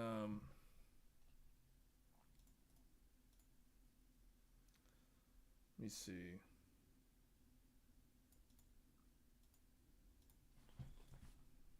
Let me see, what are we gonna do now? Where is Steam?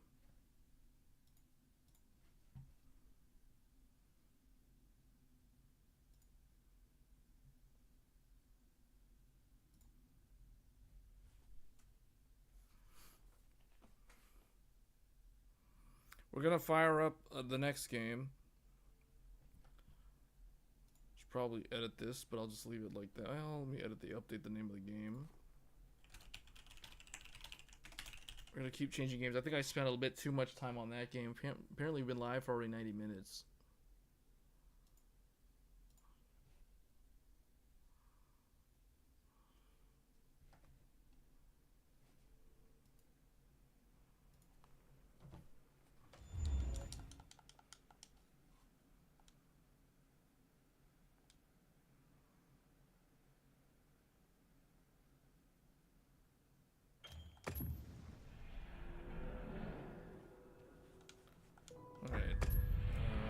Monster Hunter Wilds.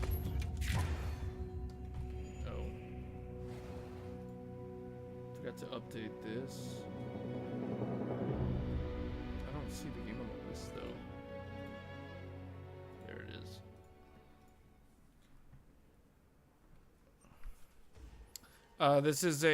This is 4 6-core CCDs.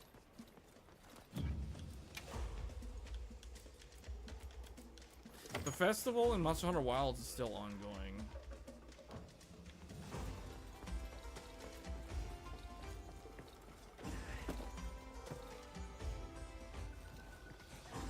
Come on over.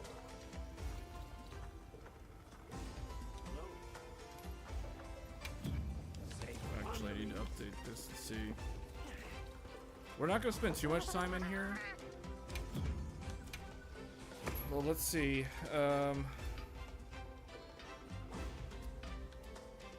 Yeah, so 3 cliffs, 1 event, this thing.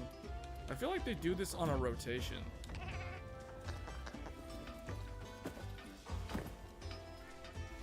What are you saying? No, the prior generation would not be faster. The previous generation is Zen 4. This is Zen 5.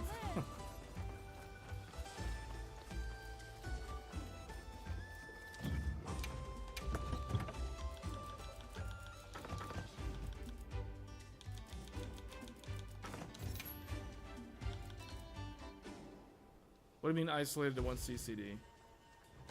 Is it? What do you mean it's isolated to 1 CCD? Why would it be? Would it be? That depends on game mode, I think. If game mode does that on the CPU. I don't know if it does or doesn't.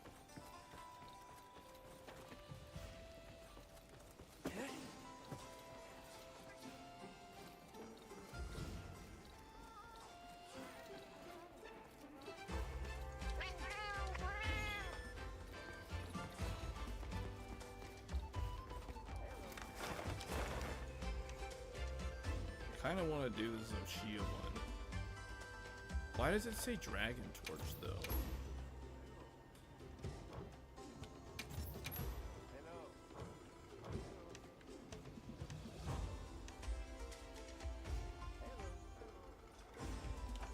Wait a minute, this one has... Oh wow, this one, I might save that as investigation just because that one has the gem. Alright, you know what, I think I'm gonna do that one hunt.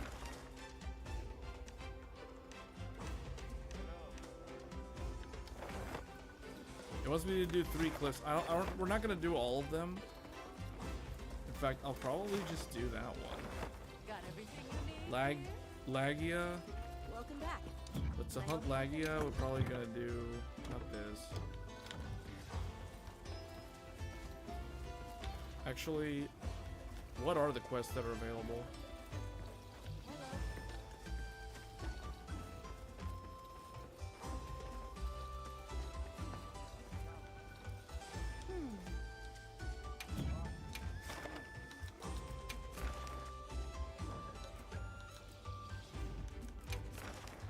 So Uthuna, Arch-Temper Uthuna is still available.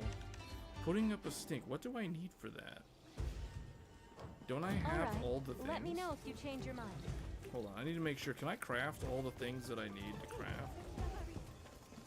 I was pretty sure that I was done with all of this. Oh, I need Jindahad. And apparently I don't have any Hunter Symbol 3.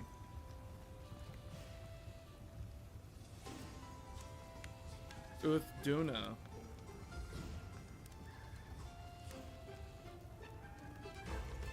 Should I begin? Unscathed Charm, I guess we'll do that. Lagia. So all the Lagia stuff, all the Sergio.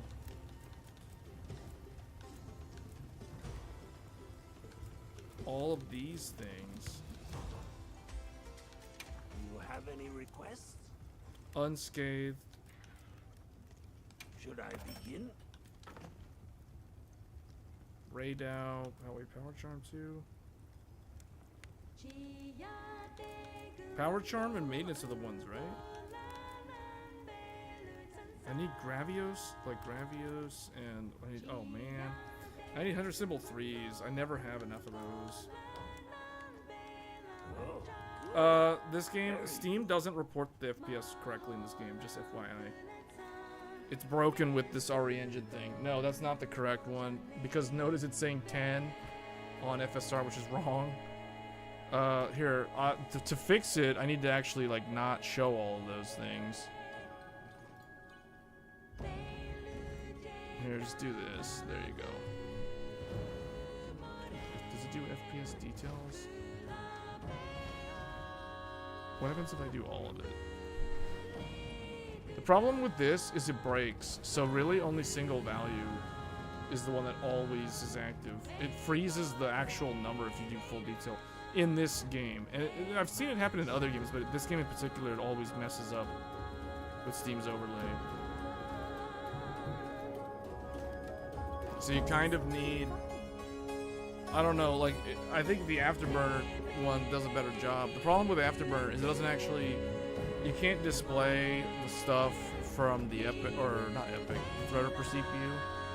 It just doesn't show up.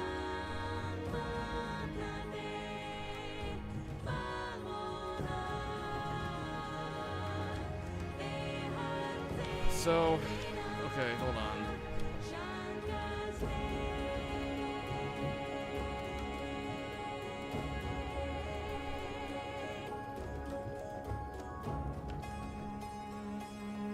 I think this is the last week for this event.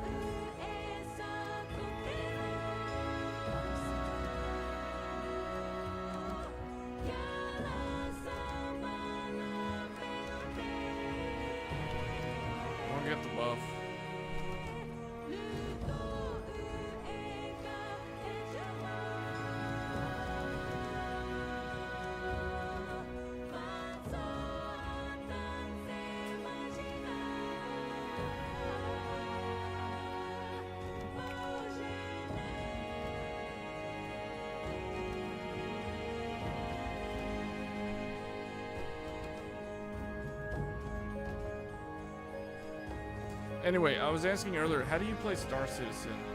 Does it cost money?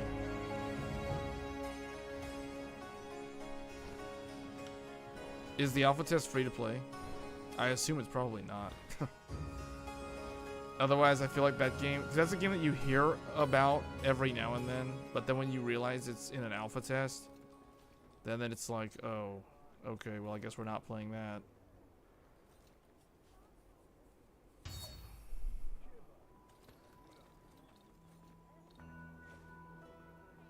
I don't know what you're talking about. The frame, what is you talking about? The frame set? What? Alright, that's Monster Hunter Wilds, though. But this game, we've already done a lot of, like, gameplay in the past. So that's that. Let's go to a different one. Here, let's try,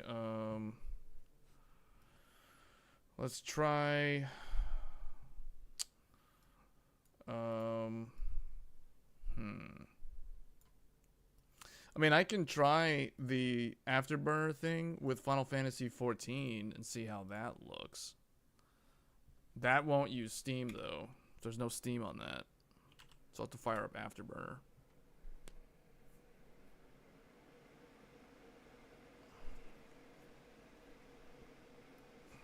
No, there's no capture card. We're not streaming from a console.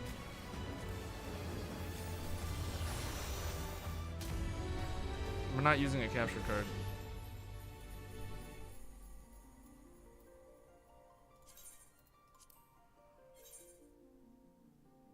Alright.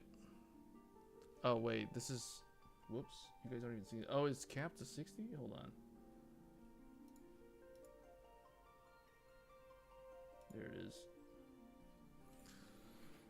You know, there's a bunch of people that aren't playing this game right now. Like, there's a lot of people that went to Guild Wars 2 and Final Fantasy XIV Mobile and even Final Fantasy XI. So I'm not exactly sure what happened to the player base in this game. Oh, hold up. I gotta fix the... Hold up.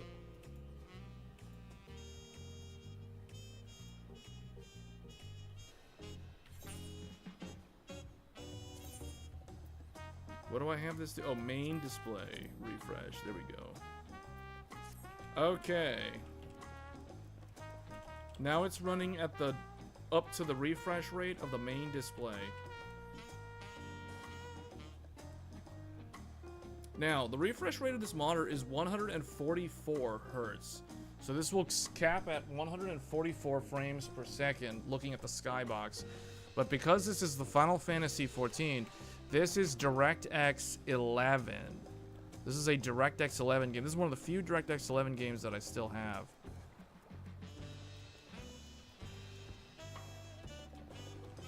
There are no sensors for Threadripper on Afterburner. That's the problem. The problem is this CPU is too new.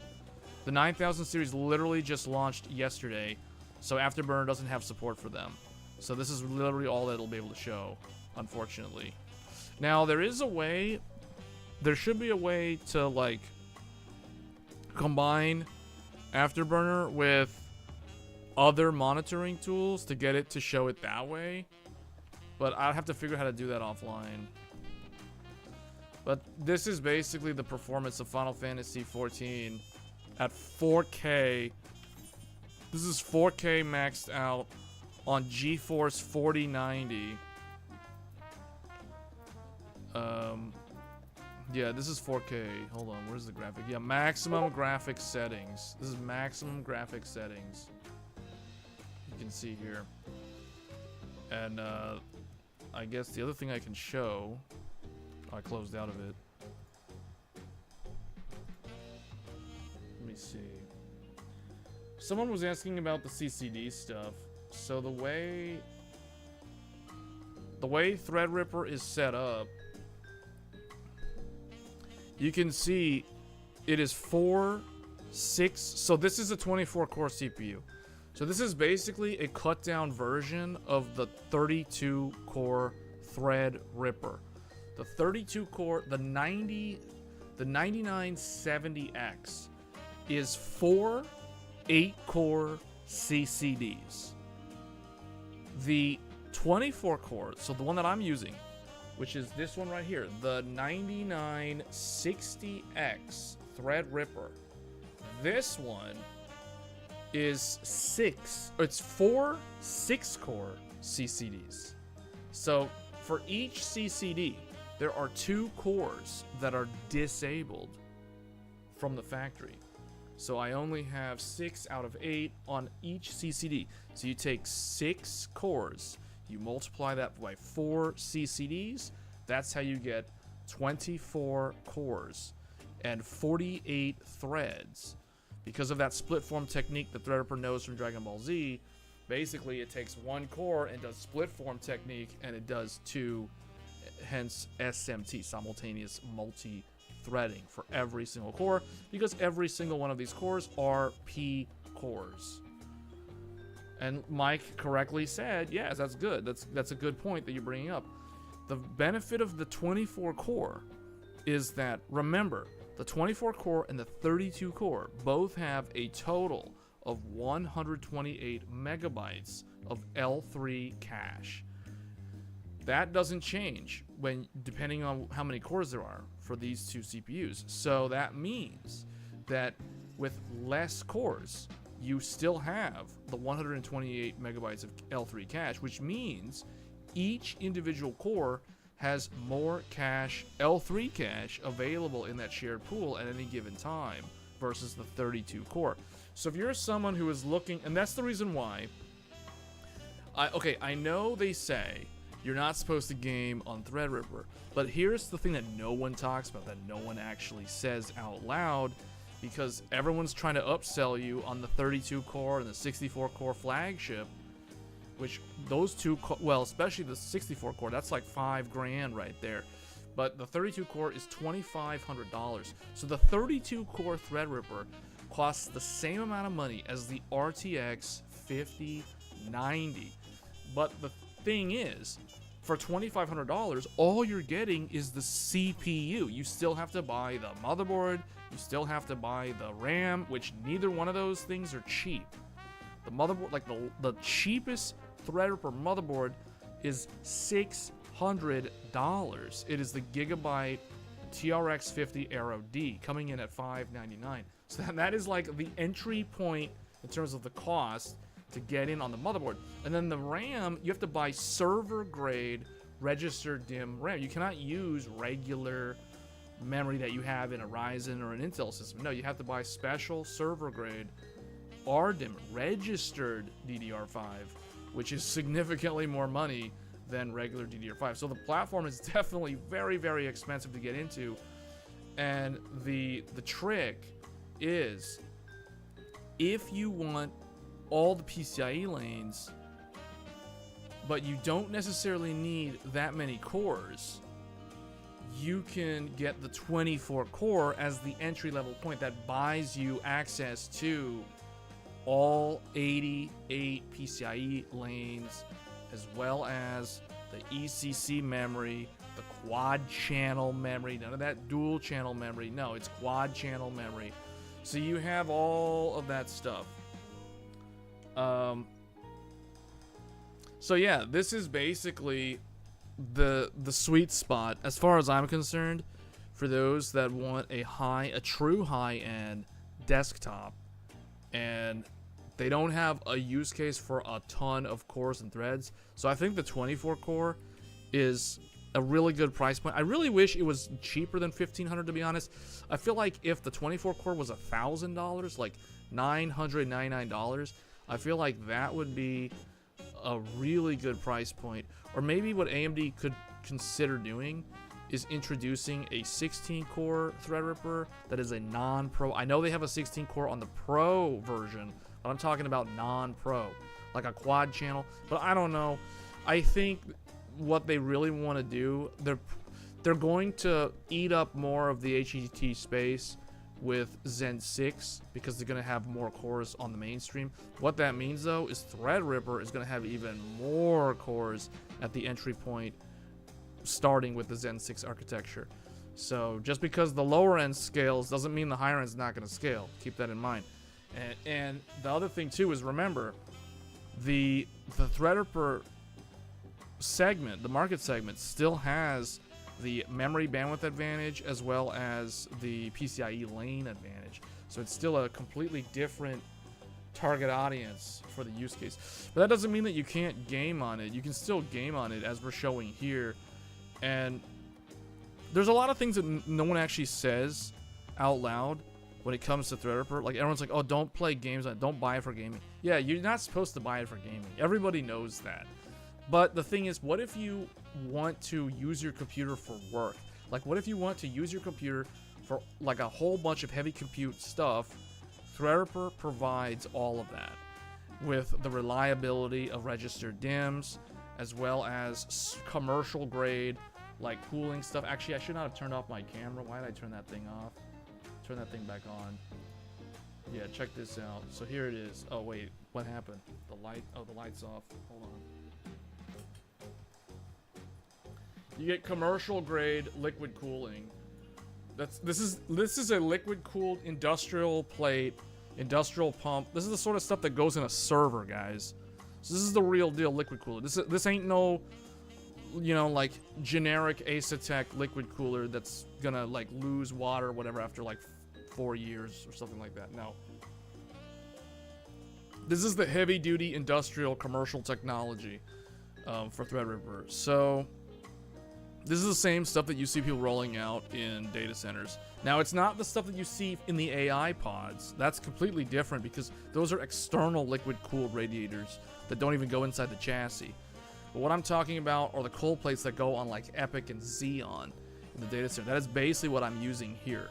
So this is definitely not for like a typical gaming PC, but the point I'm making is that if somebody is building a workstation to do work, and they want to game in their free time, well, it's not like you can't game on Threadripper. Like, you still can, clearly you can still game on Threadripper, because all the developers, like, this is the sort of machine that developers use to literally create their games. 32 core, non-pro. Well, the way my math is pretty basic. What I do is I take the MSRP and I divide it by the number of cores. That tells me how much money I pay per core. And you do the math, the best one is the one that I got. In terms of value for money, the 24 core, you're paying the least amount of money per core for a Threadripper platform that gets you access to all that PCIe lane bandwidth. Are they better and cheaper? Prove that. How many cores is the 9945WX? Prove it. Let's look it up. 9945WX. This is a 12 core, right? This is a 12 core 24 thread. So you're telling me a 9945WX, which has half of the cores as this CPU. It's literally half of the CPU that we're using right now. And what's the retail price of this thing? Where's the tech power up? I can't find the price.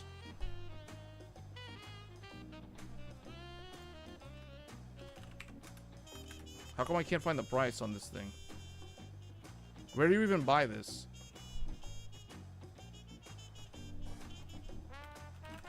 Does anybody know how much this thing costs?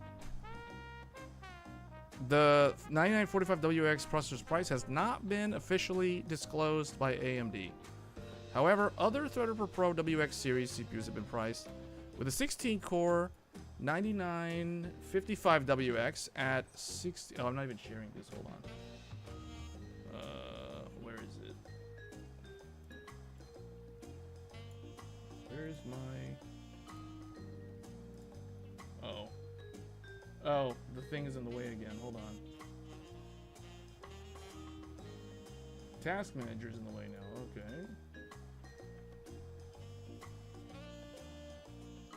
Okay. Okay. The retail price of a 99 9955WX is $1,649. Okay? So, here's the calculator. It's very simple. Math is very simple. Okay, let's find the value for money. So, 9955WX is $1,649. And it is 16 cores. So you're paying $103.06 per physical core for a Pro Series 9955WX. And you're getting 16 cores, 32 threads. Okay? So you basically have the same amount of cores and threads as a regular Ryzen 9 9950X. But you are getting the full fat PCIe lanes. So you are getting 128 PCIe Gen 5 lanes on the WRX 90 platform, as well as registered DIMMs. So there is that. But to me, that's too much money. $103 for one core for a 16-core CPU. Let's compare that to the 9950X. 9950X is like $650 divided by 16 cores. So you're paying like 40 bucks. You're paying 40 bucks for one core, for each core on a 16-core 9950X, or if we do 9950X 3D, 9950X 3D, worst case scenario is $700 because that's like the max retail price of a 9950X 3D. So $700 divided by 16 cores, you're paying $43.75 per physical core on a regular Ryzen versus $103. What was it, like 1,650 divided by 16? $103.12 per core. So you're paying like, what is that, $60 more per core to get into Threadripper Pro. I don't think that's, I mean, okay, it depends on the priorities, right? Like, but to me, $14.99 divided by 24, $62 per core for the non-pro gets you a 24-core, 48-thread. You can't really beat that in terms of value for money, because like if you were to step up to the 90, like the 32-core, so that's $24.99.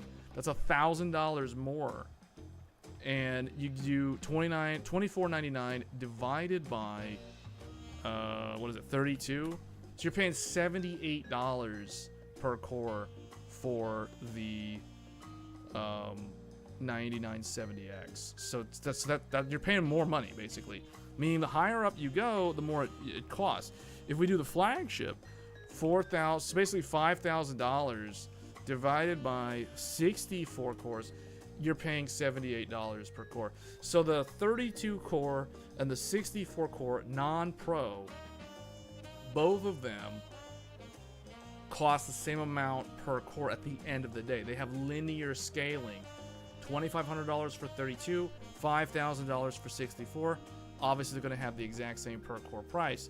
So that's why, to me, the smart buy is $1,500 for the 24 core, because you're paying less, significantly less per core versus the 32 and the 64, unless you absolutely need the 32 and 64. And there are people out there that actually need those, but in general, you know, you're probably going to be fine with the non-pro and a lower core count CPU. Single threaded base clock is also higher. What is the base clock on that CPU? Let me see. Let's find the stats. Let's see. I'll do that one, and then we'll do 9960X. Oh. I'll get this out of the way. Okay, so the base clock on this one is 4.2 gigahertz. 4.2 gigahertz to 5.4 gigahertz. This one, the Pro, the base clock is 4.7. Okay, but see, that's because this is basically, if this is 16 core, that means this is what, 2 CCDs? Is this 2 CCDs or is this 4 CCDs with... Is this 4 CCDs with half the cores per CCD disabled? Or is this 2 CCDs... Oh wait, no, there's only 12 cores though. So that means this would have to be... This would have to... What is this? This is 4... No, this is 3 CCDs? This is 3 CCDs? How would they divide this up? This is an interesting one, but you can't actually buy it right now. This one only has 64 megabytes of L3 cache, though. But that's because it's... Okay, so that means it's half. Hold on a second. That means this is only... This is what, 2? No, it can't be 2. It has to be... If it's 4 CCDs, it's 4 CCDs with 3 cores each? Really strange CPU. I'd really like to know, like, what this actually... what is this under the hood? Like, is this a 4 CCDs with 3 cores each? What is this thing? Because it has to be like an even number. I know that. They can't do like... Could they do two... Oh, it could be two 6-core. Okay. It could be 2 6-core CCDs. Like a Ryzen 9 9900X. So this is like a 9900X. Wait a minute. Wait, did I do the math on that wrong? Hold on, this is only a 12-core, but we don't know what the price is on this. That's why I did the 16-core. I don't know. To me personally, like, this would have to be like less than $1,000 to make sense. Like, this would have to be either right at $1,000 or like $800 to make sense. But you have a point though. That base clock is actually quite good.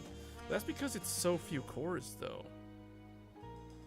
I don't know. To me personally, I don't like the idea of buying a Threadripper that has less cores than what you can already get on mainstream. You know what I mean? Like, the fact that I can get a 16-core 9950X or 9950X 3D, to, like, buying a 12-core Threadripper, knowing that it's possible to buy a 16-core Ryzen doesn't make any sense. So I don't see what this is for, because if someone wanted to do virtual machines, like, you're not gonna buy, like, typically people buy Threadripper for virtual machines, but 12 cores is not enough to do like a bunch of VMs. You know what I'm saying? Like, it's not scalable. So I really wonder, like, what is this for? Like, what is the intended user going to do with the 9945WX? It's kind of weird. That's why I still personally think, like, for those who just want to get into the Threadripper ecosystem, the non-pro 9960X is still the best starting point, because you're paying the least amount of money per core. Like, it's gonna beat all the pro versions in terms of dollar per core. We literally just showed that with the math.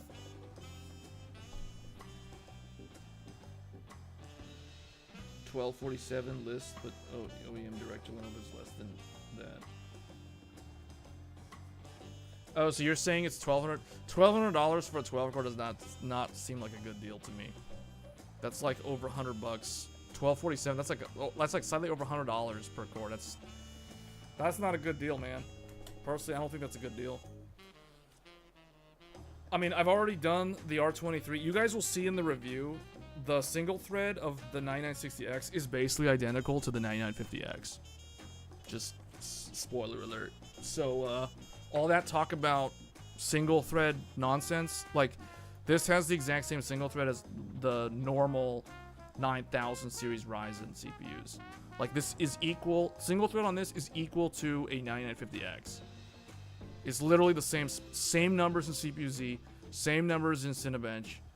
The difference is going to be multi-thread on this is like way better than regular Ryzen. Plus you get that quad channel memory.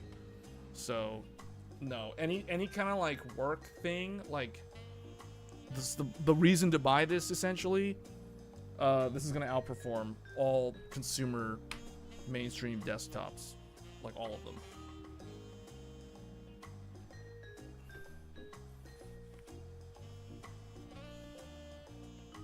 But that is an interesting point, though. That 4.7 gigahertz base is pretty interesting.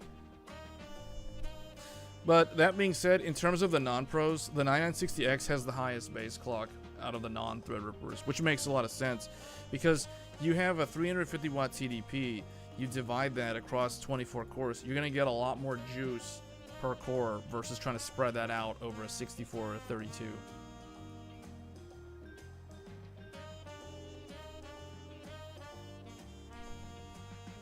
Computer Mart, and probably why most WX or Lenovo pre-built. So Mike, you probably understand then because of procurement, for your days in procurement. So what? Okay, what would somebody buy this for? Like what would a company want to do with this, with a 12 core Threadripper? Because I'm at a loss. I don't know. I'm just thinking like if I was running a business, guys. Like literally, legit, if I was running a business right now and I had to buy 80 computers, let's say I had to put in an order to Lenovo for 80 or maybe 120 desktop high-end workstations from Lenovo. Why would I buy a 12 core? Why would I buy a 12 core Threadripper? What's the use case? Just because I need access to quad channel memory? I mean, I don't know. Like, is that really going to benefit me with only 12 cores? Does anybody know?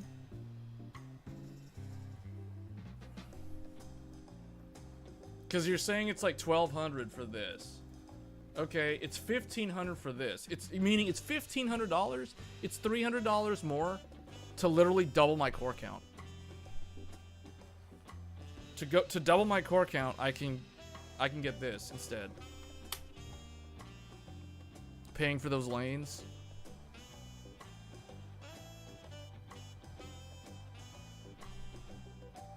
Is most often 2x, 4x. What is MP? I don't know what MP is.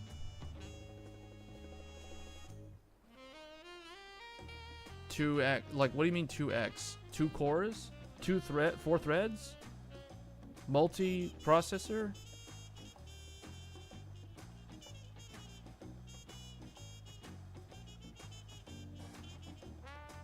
$12 cores what? Is the most often 2x, 4x, multi-processing 2-way or 4-way, all 12 cores. So you're saying that they run something that uses 2 cores. They run a bunch of apps that each use 2 cores, so they basically split the CPU across a bunch of apps. So they're running 6 apps, each have 2 cores. So you're saying they run 6 VMs that each only have 2 cores, 4 threads. To me, 24 core seems like a better way to go, to be honest, for the price. You're paying like think about it, guys. It's such basic math. It's such basic math. If you went to your CFO, and you told him for like 200, depending on bulk order, because you know Lenovo's gonna give that discount. He's gonna give that fat discount because of the bulk order. So you go to your CFO, you tell him, hey, I can buy, okay, it's like you want to order these, but guess what? We can spend a little bit more money per unit, like per actual computer, for like $100, maybe $200 more per computer. We can literally double our core and thread count. Longevity, that means the CPU will be relevant way longer.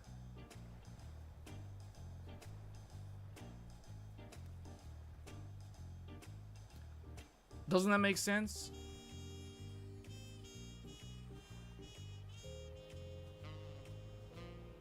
Doesn't that make sense though?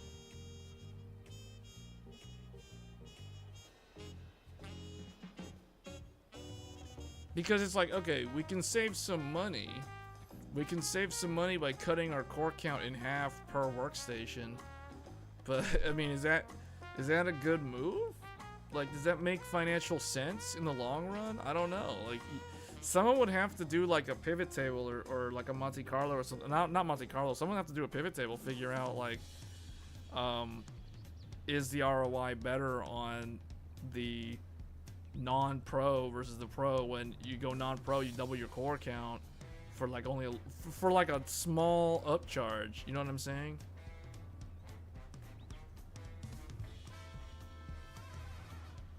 Doesn't that make sense though? Like, do people understand what I'm saying? Data maybe for 12 core, all those PCA lanes.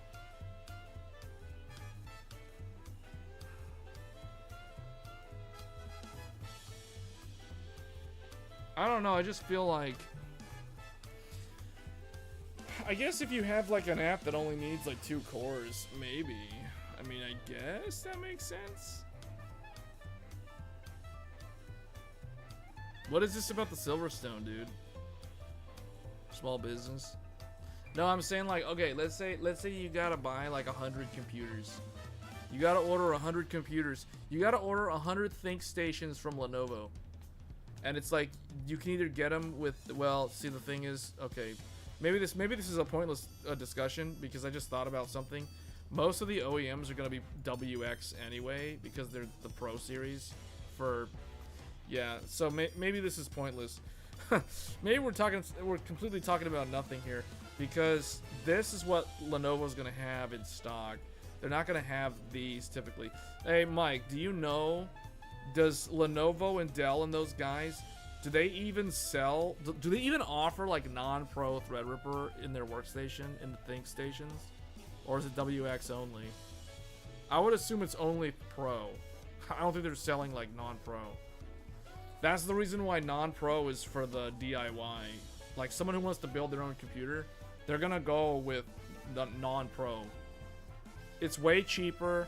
You're getting way better like dollar per core value. I mean, yeah, man, like this is the way to go.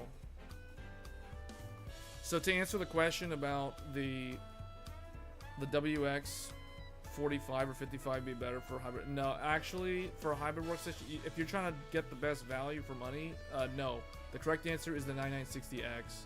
Neither one of those are going to be better value for, I mean, what do you mean by hybrid workstation? Like, what are you gonna do? Give me an example of the workstation side of it. Definitely ECC memory. You do realize that this has ECC memory too, right? All Threadrippers are ECC memory. Well, my question is, yeah, okay, so you answered it. Non-pro is open market. So can Lenovo sell the non-pro, like in their ThinkStations, or is that not an option? Or do you not know?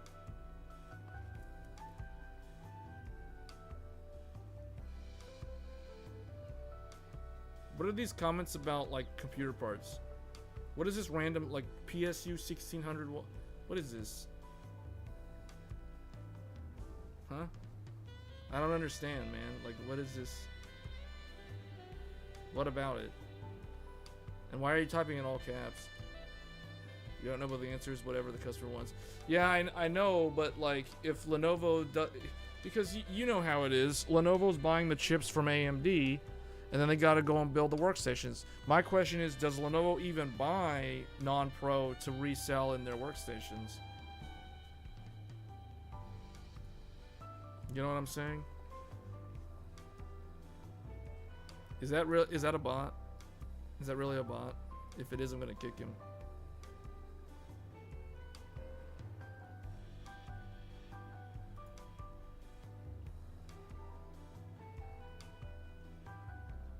Is that guy a bot? I feel like I've seen that guy show up in the past, but it's been like over a year.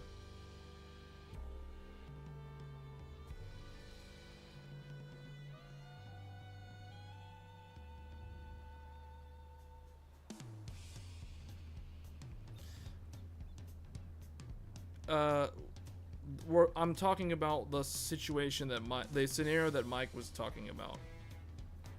You're looking at the ROI value. I mean, you brought it up. You were saying like this CPU was better value or whatever, and clearly it's not.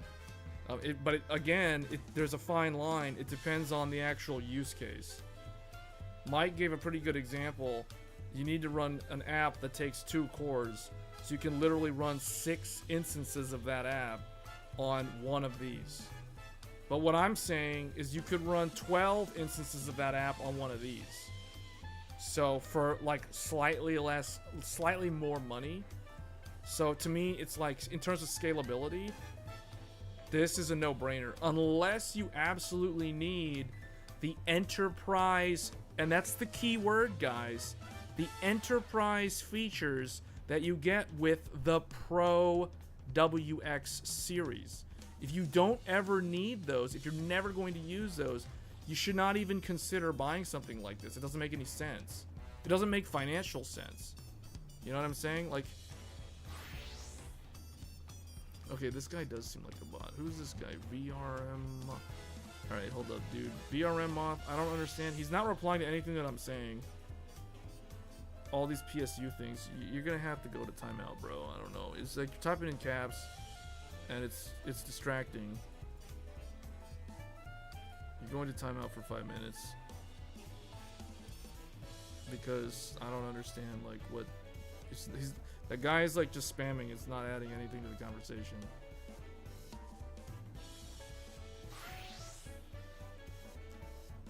Whatever the number of extra bits required for true memory correction to resell over the long run. Your office plus prosumer, it's 5, not CAD, whereas structural map, better. Yeah, but everything you're describing in terms of productivity apps, both the Threadripper and the Threadripper Pro can do all of that. There's no difference between them in that. The only difference between these two platforms is this one has access to 128 PCIe Gen 5 lanes, whereas this one is capped at like 88 lanes. And this one has the full remote management security features for like IT staff to like remotely control these computers, you know, for the like the TPMs or whatever. That's the difference. So this one has all the security things for like an IT company or like an IT or a security sector or a security department, I should say. IT security is what is the correct word, to come in and exert control over the computer remotely. You know, like that is what this has. You don't have that on regular Threadripper. No rando IT can come in and remotely access and do stuff to your computer because you don't have that hardware, unlike with the Pro series. So that's another thing that no one ever talks about. So that's why I'm telling you, like, if you're just wanting to build a computer and you're trying to get the lowest cost with the most value, that is exactly where the non-pro Threadripper comes into play. That is where it makes the most sense. The Pro series is meant for like companies. Let's put it this way. Pro series is meant for people who run a corporation that literally has to do payroll every week or month or every 2 weeks. If you're not doing payroll, you probably shouldn't be looking at one of these. Just saying. These are the sort of things people buy this and they put this on their expense reports. For real. I'm not kidding. Mike knows that I'm telling the truth. Like, everything that I'm saying is, I'm not making this up, guys. All this talk about a gaming desktop, like, it's like I don't think you understand what these CPUs are meant for.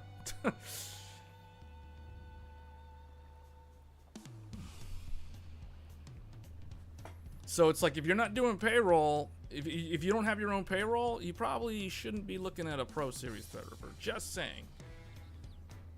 I mean, at the end of the day, if someone wants to spend all the money, on one of these, so be it. You know, like, I'm not gonna tell someone how they should spend their money. That's on them. But I'm just saying, like, I'm just looking at it objectively as someone from the outside. Like, hey, knowing what I know about how this works, how IT staffs and companies are structured, how companies do their purchase orders for these kind of processors, for these kind of workstations, like, I can't see a regular average Joe, like, buying one of these just to build a computer as a gaming/hybrid workstation. The correct answer for that statement is to buy one of these instead and exercise the better value for money, because the DIY space is really about saving money. Like, if you're not gonna like benefit from saving money building the computer yourself, why bother building the computer in the first place? You just buy a ThinkStation from Lenovo. You know what I'm saying? Like, what? So that's the reason why Threadripper exists, guys. It's meant for the people who want to build their own high-end desktop. The HEDT segment. That is exactly what Threadripper is supposed to be. Threadripper Pro is not HEDT. Threadripper Pro is Enterprise Professional Workstation. There is a distinction there.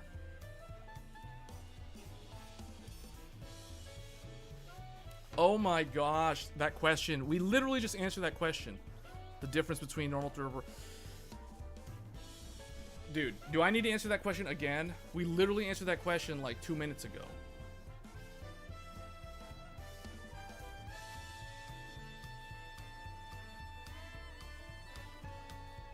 The Pro has IT security things, so the IT staff can hook into the computer. It also has more PCIe lanes. You get 100 and it has, okay. Well, I'm gonna do paint. Here we go. We're gonna go to paint. We're gonna go to paint because now that people are asking the same question over and over again. Hold on, where's my Paint Classic? Do I not have Paint Classic on this computer? Do I literally not have Paint Classic on here? I gotta use the other paint. Oh, this is the terrible paint that I hate using. Okay. This is the paint that I can't stand. I hate the one that comes with Windows 11. This one is so bad. But anyway, we should be able to illustrate it here.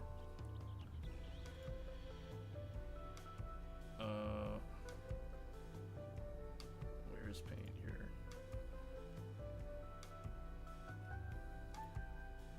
Okay. I hate this version of Paint, the one that comes with Windows 11.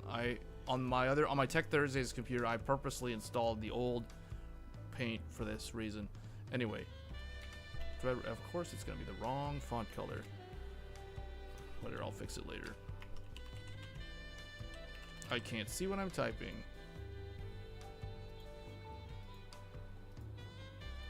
There we go. Threadripper. You have... Is that visible? Okay. That might be too big, actually. Man, this version of Paint is so terrible. Alright, Threadripper Pro. We're gonna show you guys the differences. Threadripper Pro has quad channel memory. Threadripper Pro has octa channel memory. I don't know why this is why I hate this version of Paint. Every time I make a new text box, it for some reason wants to like lower its position. Like it's an indentation for some weird reason. Okay, this one has 88 PCIe 5.0 lanes. And it has 8 PCIe 4.0 lanes. And it has 4 PCIe 3.0 lanes. So those are the lanes on the regular Threadripper. Threadripper Pro has, I mean, it's literally the same except for the first one. The only difference here is 128 PCIe 5.0 lanes, 8 PCIe 4.0 lanes, 4 PCIe 3.0 lanes. And then the final thing, remote management hardware security for IT. You get the security staff has the ability to remotely get into your computer if you have a Threadripper Pro. This one not applicable, doesn't exist. The silicon's not there. Okay, so those are the differences. Those are the differences. There you go.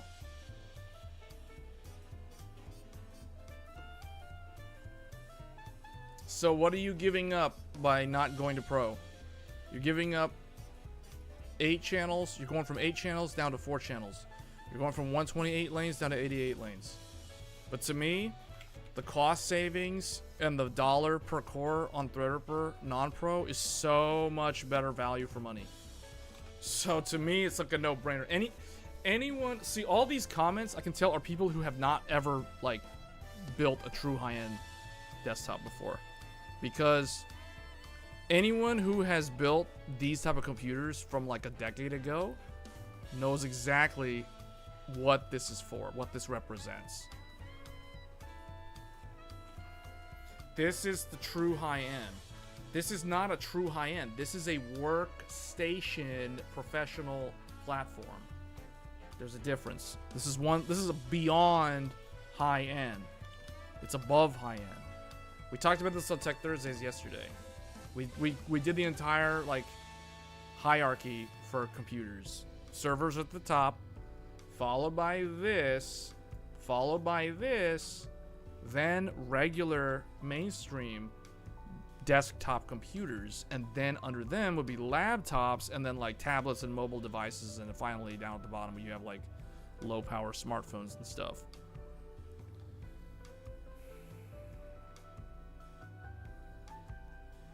So anyone who's ever done like, okay, all I need to do, so this is like the question I would ask somebody in a job interview. You know what I'm saying? Like, it's a simple question. It's a simple question to weed out who knows and who doesn't know. Like, I would literally, I would draw this, I would write this, just this. I would not show these things. I would not show any of this. Like, this wouldn't be on the screen. Like, I would literally show only this. This wouldn't be here. This wouldn't be here. You can't see this. It's not supposed to be here. I would literally only write the letters HEDT, and I would ask the candidate applying for the job to describe to me HEDT. If you can't do it, you fail the interview. That's like the first question on the interview. So it's like, that's like step number 1 right there. That's like the first question on the interview is describe HEDT.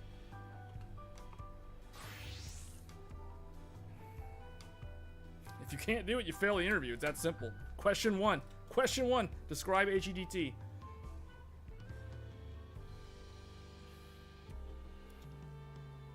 I don't expect the candidate to tell me the entire history of HEDT, because that's asking for too much. Like, but here's the thing, though. The successful candidate that can go above and beyond and describe the history of HEDT, they get bonus points. They're gonna rank pretty high in the job interview.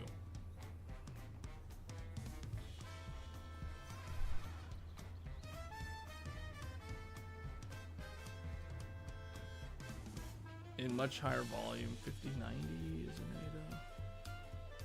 What are we talking about? Is there like another completely different?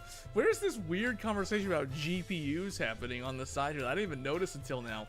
What is this stuff about 5090, $4,000 MSRP? What? 5090 is in much higher volume. When did people start talking about 5090? Like, where does 5090 factor into this? Like, what?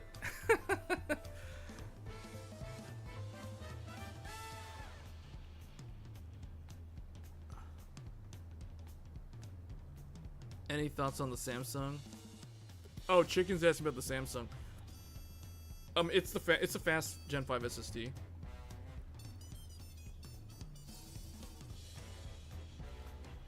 Last time I ever thought about HEDT was the 10980XE. Those were the early days of Threadripper. That was like the end of Intel's HEDT era. Those were the latter days of Intel's glory. Yeah. Yeah, so someone knows.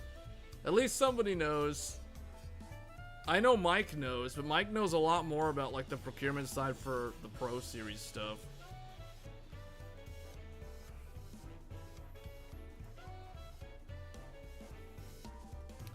Alright, let me put this back for those that were curious. So, alright. That's HEDT. This is workstation. There's a difference. HEDT historically is meant for people who build their own computers. It's a true tech enthusiast. Typically, it's a power user. Someone who dabbles in, like, regardless of what they're doing like Kubernetes, on-prem, or they're doing, nowadays it would be stuff with AI in their spare time. You know, it could be an independent developer, it could be a contractor, it could be somebody who uses their computer for work to earn money. You know, a video editor. Like, those are the sort of people, those are examples of who actually uses an HEDT platform. It's not a gamer. It's not someone who sits there and plays Minecraft for 10 hours a day. That's literally not who should be using HEDT. 9700 Radeon Pro, not came yet. Yeah, does anybody know where that card is? High frequency trading. I guess you could do high frequency trading with an HEDT. Yeah, that is another use case. Any sort of like virtualization, simulation, developer work, you know, that kind of stuff. HEDT is a number cruncher type of thing. And the thing is, Workstation is basically just a more robust version of HEDT. The Workstation is really more for like businesses though. Like individuals, I think of HEDT as like an individual. Somebody who wants to put together a monster computer. For whatever reason, they're a hobbyist, they're doing something with the compute. They just need the compute. They need the lanes, they need the cores, they need the RAM, they need the memory bandwidth. That is who HEDT is for. Workstation is for, when I think of Workstation, I think of like the people who work for Square Enix and they're working on Final Fantasy XVII. Like developers, or like people who are working on like the next version of Windows, you know, like they're testing it at scale. They might be running like simulated environments where, I don't know, they're trying to like stress test a server, and they're having to simulate a lot of like essentially humans, but it's basically just a bunch of bots. They're spawning a bunch of instances in a virtual space. I mean, a workstation would be better suited for that because you're gonna have you need a lot more memory bandwidth. So like the 8-channel memory can come into play there. You just get way more scale out of the platform than you do with the regular HEDT.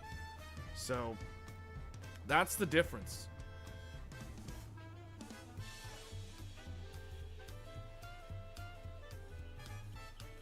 Can someone explain? Okay, first of all, somebody explain to Chicken, what does HEDT stand for?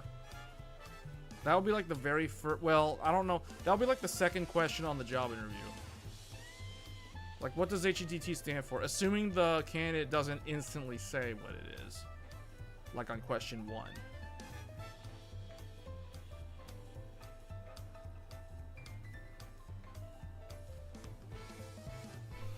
Large L3 with 3D Vcache technology. Why doesn't HEDT have this feature? Is this why HEDT is not good for gamers?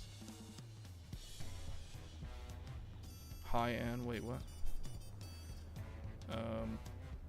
You asked the cost price buffs. Does anybody know, hey Mike, do you know the deal with the Radeon Pro card? Because people keep asking me about the Radeon Pro, that 9700 AI. So does anybody know where that Radeon AI Pro card is? Like, what's the story on that? Because that was supposed to launch with Threadripper Pro last week. It stands for high-end desktop. It's an acronym. The H. High and desk. Can't type today. Top. High and, man, I really hate this version of Paint. High and Jesus. High and desktop. That's what it stands for.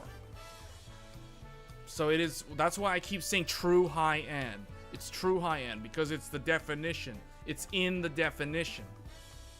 It's literally what the acronym means.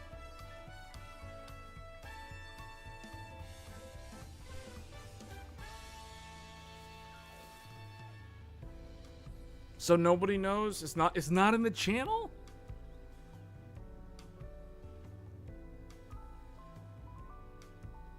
So you're telling me the AI Pro is gonna be like, the only way to buy one of those is to buy a ThinkStation with Threadripper Pro from Lenovo or somebody? Or some system integrator? Do you have any idea when they'll ever go through Disney and places like Newegg and Micro Center will get their hands on them? Like, what's the trickle-down time frame look like for something like that? Open market will procure AMD commercial, DGPU, and Instinct, of course, is business. Well, I'm not asking about Instinct. I'm asking about Radeon Pro.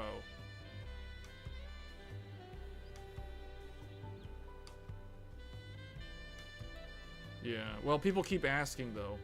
Yeah, I know you said it earlier, but there's people who keep on asking. It's like people keep joining the stream and asking the same questions every 5 minutes. It's like I answered this. I literally answered this like an hour ago. It's like, but we keep going in circles. We keep getting asked the exact same questions over and over again. Like every 20 minutes, it repeats.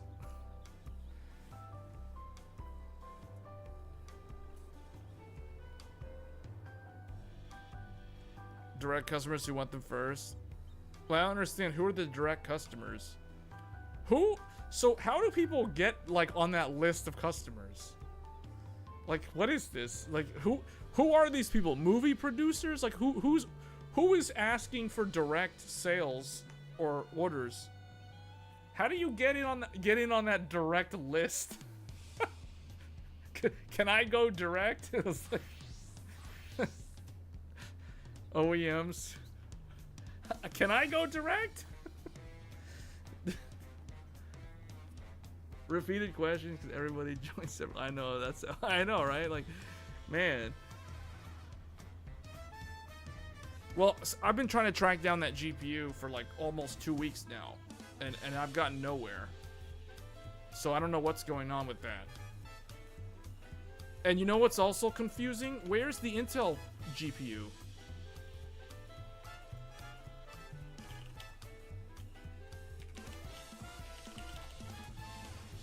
This stuff. Where's this? Oh, you guys aren't seeing it. Hold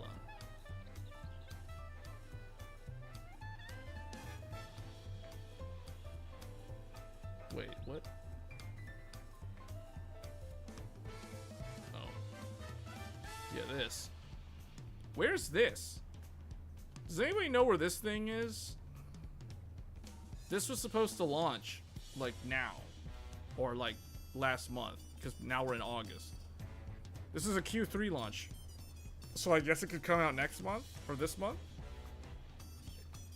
Intel said Q3.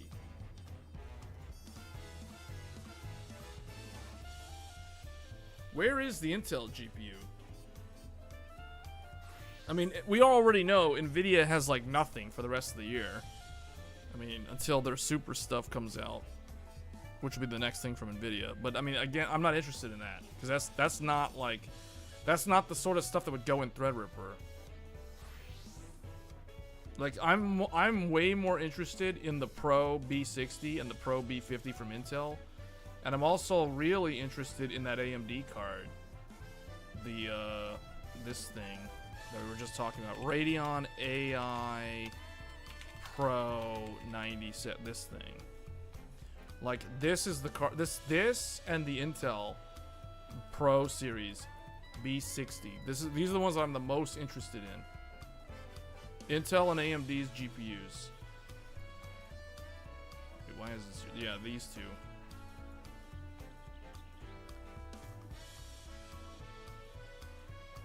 Yeah, where is this thing, man? Look, it literally says right here on their website. Marketing status launched. Launched Q3 of this year. That literally means July, August, September. But it's supposedly launched.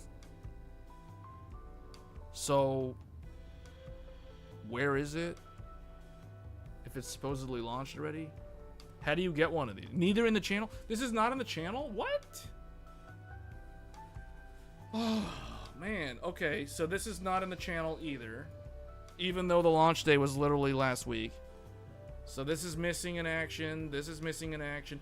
Do these people understand why Nvidia is going to continue to stay market leader for a very, very, very long time? Like, even people who are actively interested in these products, guess what? missing in action, nowhere to be found, not in the channel yet.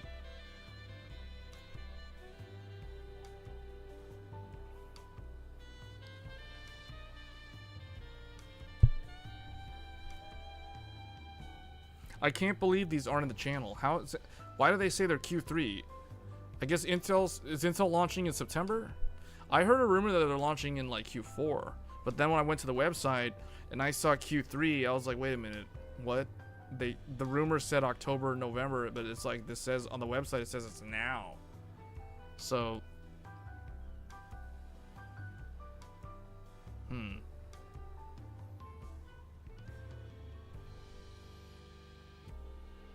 Nvidia might have paid SIs to shred them. You really think Nvidia would do that? I don't think Nvidia needs to do that.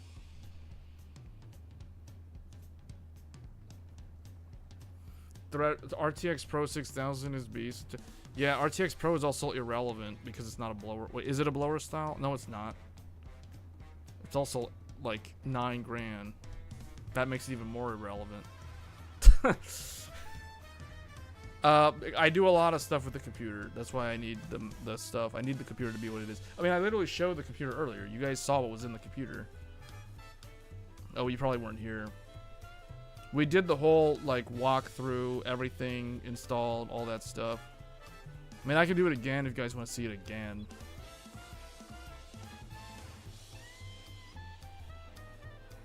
Intel did it between... Well, I know Intel used to do it. No, I know that.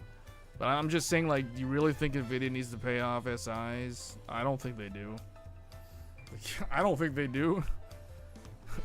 Nvidia is like the tech industry's darling right now. Like, they don't need to do any of that stuff.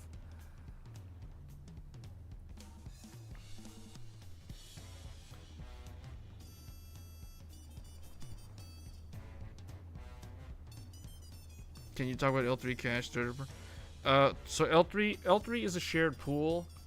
It's not per core. So it's a giant pool of cache that's shared across all the cores. So in general, the more cache per core, the better. So Threadripper, depending on the SKU, you either have 128 or 256.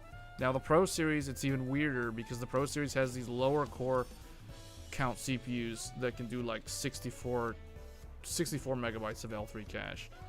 But in general, if you have a 32 core or a 24 core, you have 128 gigabytes, or gigabytes, wow.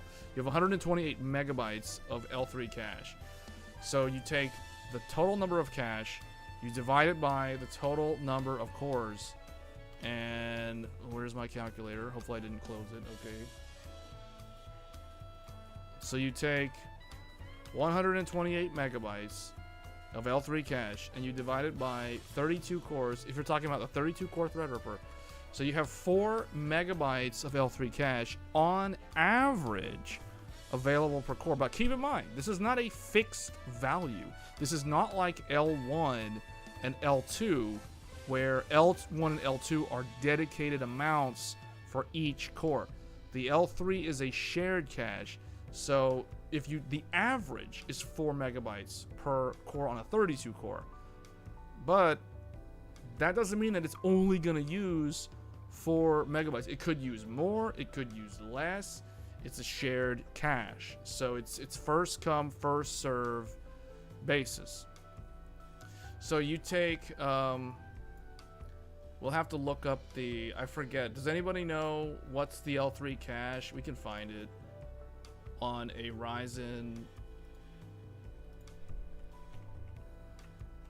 Let's do 9950X3D. 9950X3D.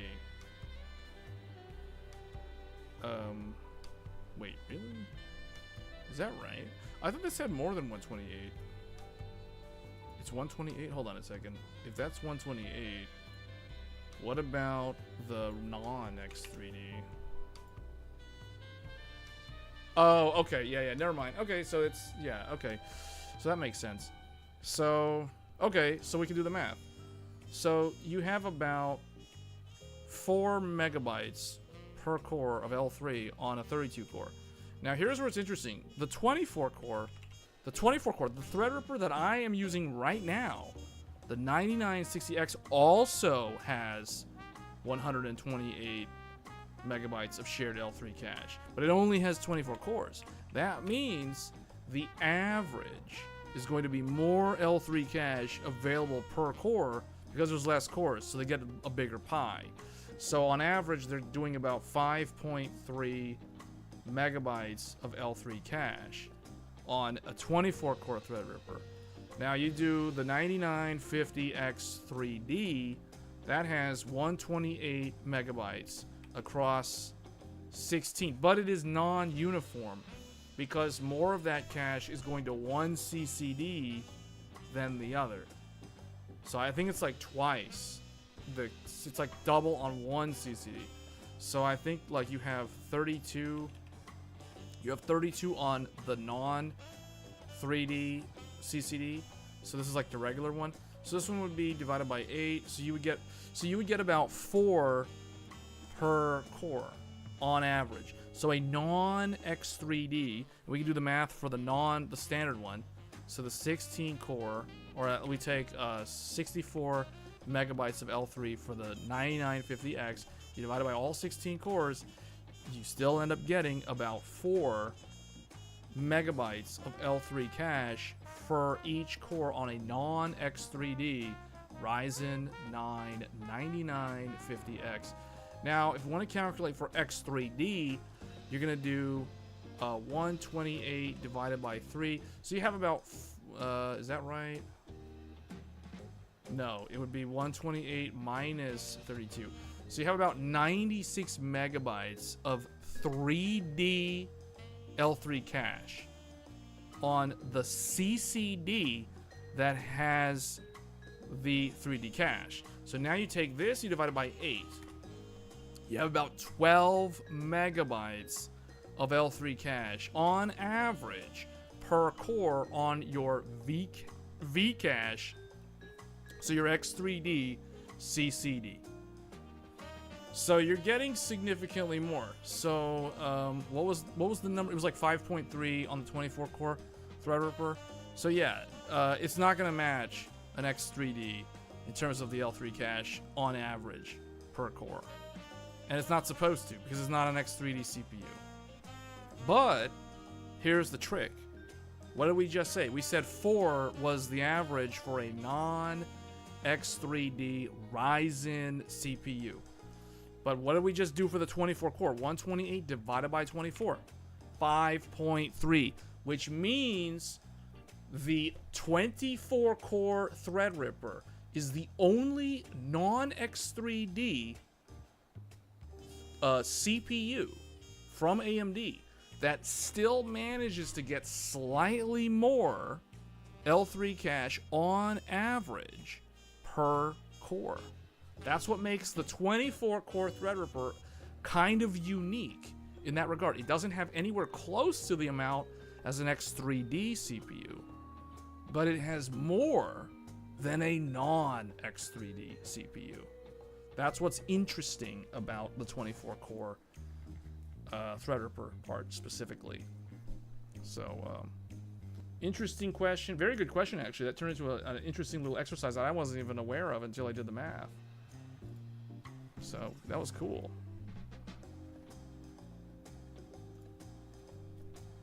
Been sitting here in game just burning like 300 watts on a 4090 the whole time. That's nice. And who knows how much on the Threadripper. Although, I'll tell you guys, it's not really hot in the room. Like, okay, most of the heat, I can tell you most of the heat's coming from my GPU. But the CPU hasn't really been doing anything. Like, look, Threadripper's sitting there at like 9%. 8%. It's not doing a whole lot.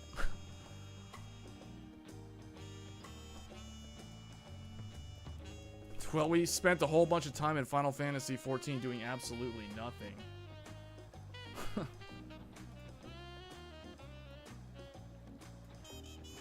Dude, it's been like playing this jazz music the whole time. I need to go back to Solution 9. I don't even know. Like, wait, what is this? Passage to the Phantom Village. Just go back to Solution 9. I gotta change the music. This song's driving me crazy. It's got like that slow jazz playing in the background. Alright, now we're going to this place. Now we're going to Cyberpunk 2077 world. Futuristic world.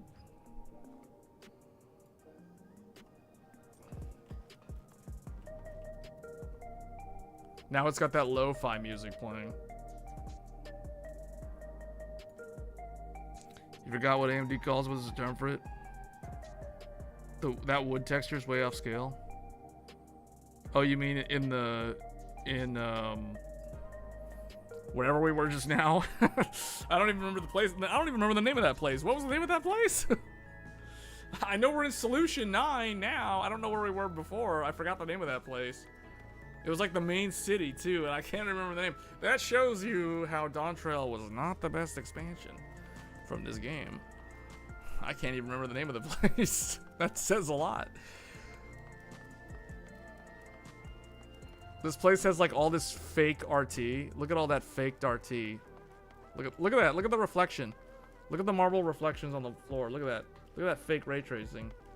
That's some nice fake ray tracing right there. That's good right there. This is some Cyberpunk style place. This is the real deal. This is some next gen DX11 from like 2017. Some DX11 greatness. Man, there's like no one playing this game anymore. There's like very few people even logged in. I bet they're all in the Occult Crescent, or they all went off to play Final Fantasy XI. There's like no one, man. This is almost like a ghost town. There's like no one in the shopping mall. There's like no one around. There's like a couple of people here. These people are probably AFK for days.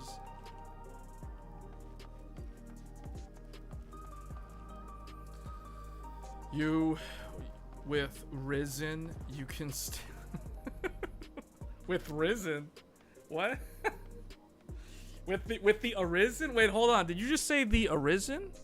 Do we need to go to Dragon's Dogma 2? Yeah, this is a game world.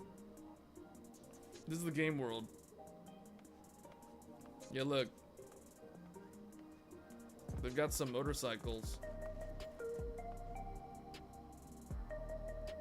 They even have the kickstands.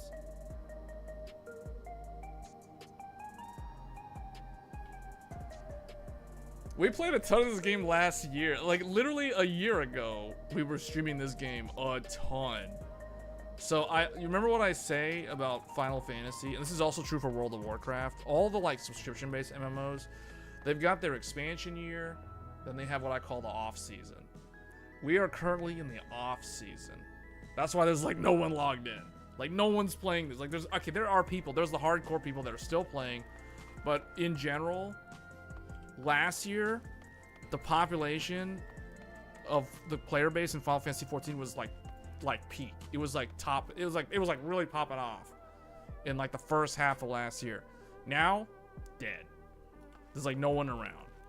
There's like no login queue. Okay, there is a login queue, but it's like really short. And that's because they're using some ancient servers. Although they did turn up a new data center recently.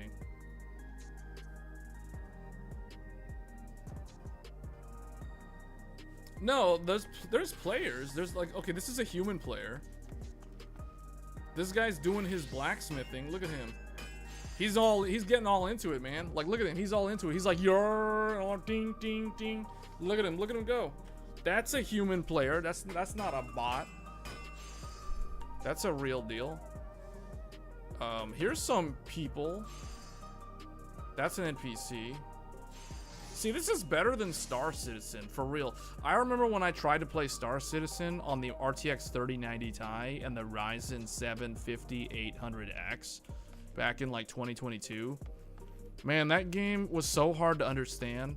It's like, I don't know what they were trying to do with that game. It felt like you had to do every single action. It was so hard to learn. Like, I remember somebody taught me how to fly a spaceship in Star Citizen. And if you ask me to do that right now, I would have no idea. I completely forgot. It's been like years. 2022 was the last time I played Star Citizen. And it's like, okay, would I rather play Star Citizen or would I rather play this? Like, I mean, for real. Like, this This doesn't look as good as Star Citizen, but the one thing about the Final Fantasy franchise is the art direction is so good that even though the game will eventually become dated in terms of how it looks, it still holds up, man. This game is from 2013. 2013. Keep that in mind. This is a 12-year-old game. And technically, it came out originally in 2010, but we don't talk about that because they canceled that game and they rebuilt the whole game. So the true start date is like 2013. August or September of 2013, which means the game is literally almost 12 years old. And it doesn't look next gen, but it looks pretty good. I mean, I'm telling you, the Square Enix knows how to make their games stand the test of time. It's all in the art direction. They know how to use what they have and get a lot of mileage out of it. I mean, it has gotten some updates. When this game first came out in 2013, it was DirectX 9. This was a DX9C based game. And in 2015, so literally 10 years ago, with their very first expansion, they added the DirectX 11 based client. And it has been DirectX 11 based ever since. This is a game that used to run on PlayStation 3. Keep that in mind. This game, once upon a time, was on PlayStation 3. And then it moved to PlayStation 4. And now you can still play it on PS4. But it's also now available on PlayStation 5. And as far as I know, it's also available on Xbox. Yeah, I think it came out for Xbox sometime last year. Or maybe it was like... I'm pretty sure it was the end of last year. Maybe it was this year. I don't remember. Yeah, but we streamed a bunch of this game last year. Especially last summer. It was literally 12 months ago, yeah. Because we were covering Shadow... I remember it because it was Shadow of the Erdtree. Shadow of the Erdtree. And then there was this game. Like, that's literally all I played last summer.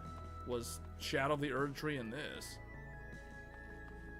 Which is funny because I think about it, it's like, okay, fast forward a year later. I'm not playing Final Fantasy XIV anymore. At least not regularly. But I'm playing Elden Ring Night Rain. Whereas a year ago I was playing Shadow of the Erdtree.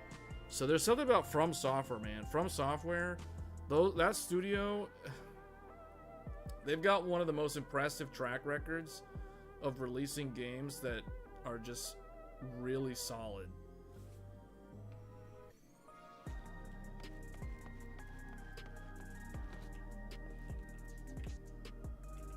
I mean, look at this sofa. Like, you can tell, you get up close to the objects and you can see they look kind of low res.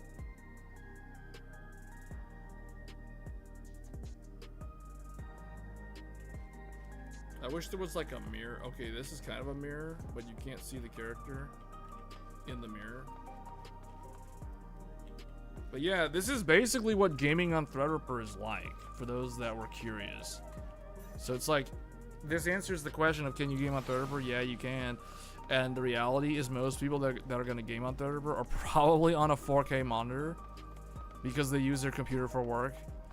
And if you are using your computer for work, you should probably be on a 4K monitor. Just saying, for the screen real estate. I mean, it is really good. This game actually at 4K, this native 4K, does look pretty good. It does scale the resolution quite good. It does look pretty sharp for such an old game. It definitely, I will say this, Final Fantasy XIV is a year younger than Guild Wars 2. Guild Wars 2 came out in 2012. This game came out in 2013. This game, I feel, has aged a lot better visually than Guild Wars 2. And I know that the team at Square Enix, they have put in work to update the graphics of this game. In fact, Dawn Trail last year, they did update the visuals. But, I don't know how much Guild Wars 2 has updated their visual engine over the years. I feel like When I look at Guild Wars 2 gameplay and I look at this game to me looks like it has way better graphics than Guild Wars 2. And I can't believe, like, this game is only 1 year younger than Guild Wars 2. And yet it doesn't look next gen. You can tell it looks last gen, but it's technically last gen. It's a PS3 game. Just, I mean, updated over the years. So, pretty good. Can you have 2 games up at the same time? You can, but you have to remember that the 4090 is already kind of like maxed. So it's not about Threadripper. It's gonna be the GPU that's gonna be maxed out. And that's where multi-GPUs come into play. Now, the workstation graphics card that I have, the Radeon Pro W7500, is not a high-end GPU at all. It's lower end than like it's definitely lower end than a 4060. Is that right? Yeah. So it can probably run another game at like 1080p. I mean, let me see. Can I actually test that right now? I'd have to make the second game actually run off of that GPU though, like on purpose. So I'd have to go into Windows and modify the graphic settings. Let me see if I can do that.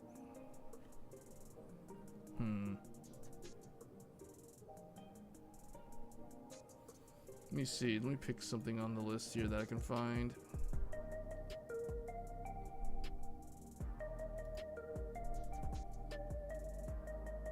Maybe Legend of Heroes.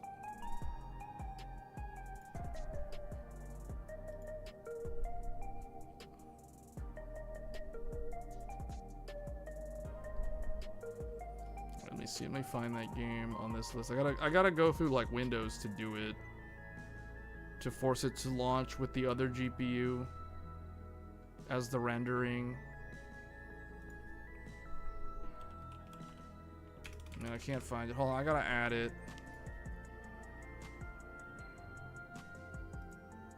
Where is this game installed? I don't even know where it is. It's on Crucial P31. Man, I gotta consolidate a bunch of this. I got games on like so many random different SSDs all spread across this computer, all sloppily. There it is.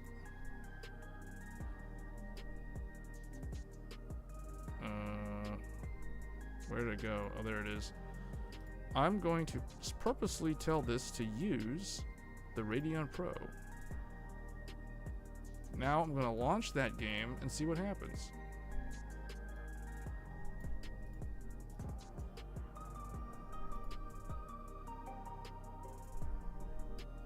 Oh, I need to probably check my... Oh, it looks like it's actually starting up. Yeah. We're running 2 games simultaneously. All right, let me see if I can add it here.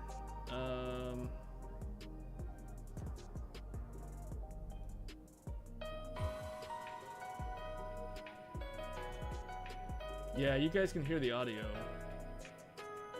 Game Capture 2. Let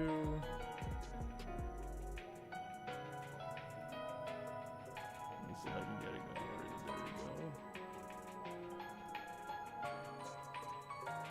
Yeah, there it goes. There we go. We got 2 games running. Let's just continue. Oh man, I got like 2. The only problem is the overlay is not showing the correct one. It shows 4090. That's because I have not expressed the other one. Hold on. Let me get the. Yeah. Well, here we go, guys. There you go. Someone asked. So we got 2 games running. And we're running one of them. Here's what's cool about Threadripper. Let me show you this. I want to show you guys something. Bam. Oh, whoa, it's huge. Hold on, I gotta move the game, this one down, like way down.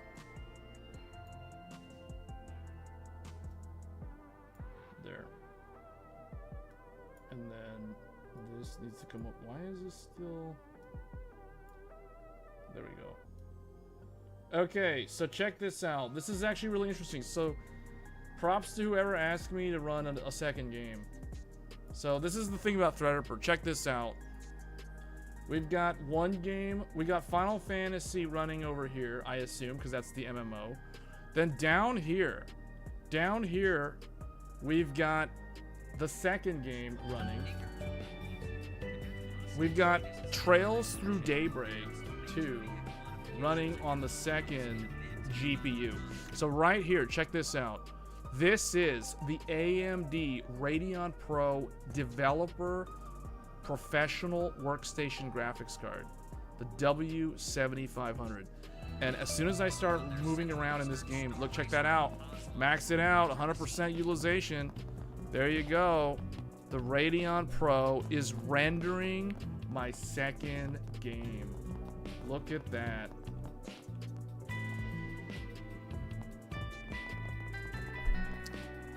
This game is running at 67 frames per second. What's the render resolution on this? Is this 1440 or what are we doing? How do I even check the... I forgot how to even like go to the menu in this game.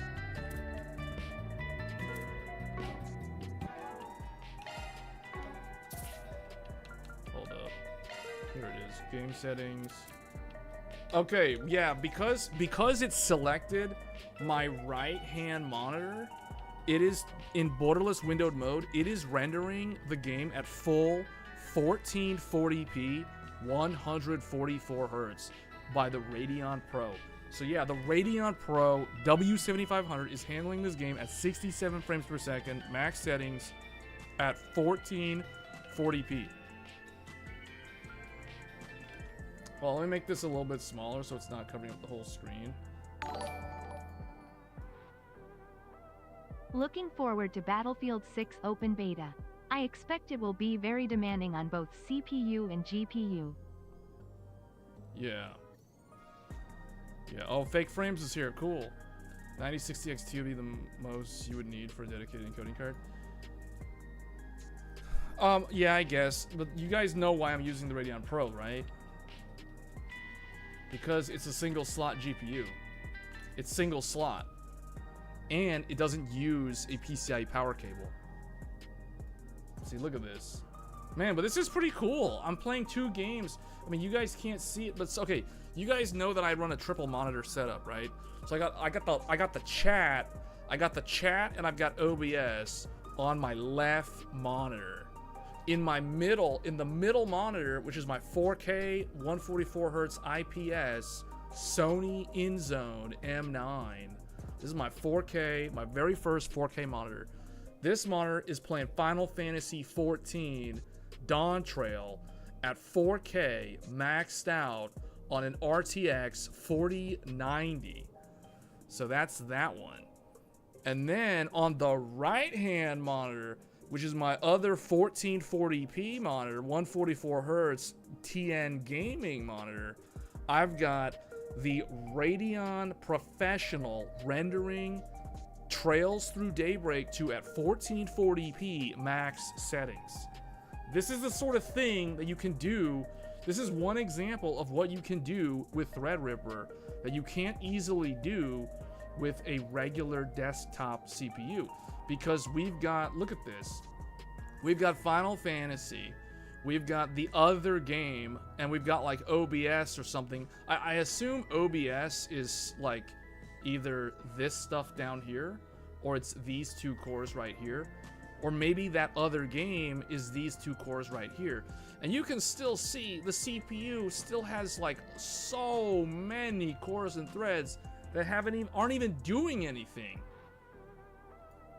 They aren't even doing anything. So it's like, I mean, okay, 1, 2, 3, 4, 5, 6. So one CCD, my fastest CCD, which is the top one here, that's 6 cores, 12 threads. That one is handling Final Fantasy XIV with the RTX 5090. And then the bottom CCD, so what is it, 2, 4, 6, 8, 10, 12. Yeah, the bottom CCD is doing the other game, and I guess the other stuff. And then I can see a little bit of activity on some of the cores occasionally in here on the 3rd CCD, but the 2nd CCD is literally like doing nothing. There's like nothing happening.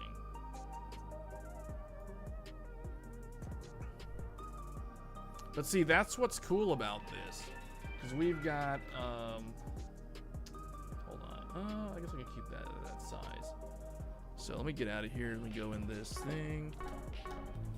So we've got Trails Through Daybreak going on here. How do I, what's the button? Leave it to me. Okay, yeah. We got these people. We got some random people just walking around in a virtual world right here. Rendered by the Radeon Pro and output to the monitor from the 4090. Then we got the 4090 running this fake ray traced Final Fantasy XIV stuff over here. So we got this game running in the background on the RTX 4090. And then we've got this other game running on the W7500 professional developer game development card. So man, that's cool. This is pretty cool. You know, the more I use this computer, the more I want to just use this computer and not use any of my other computers. Because this computer is just so cool. There's just so much stuff. This is so much stuff. This is like flying first class. This is like flying business class.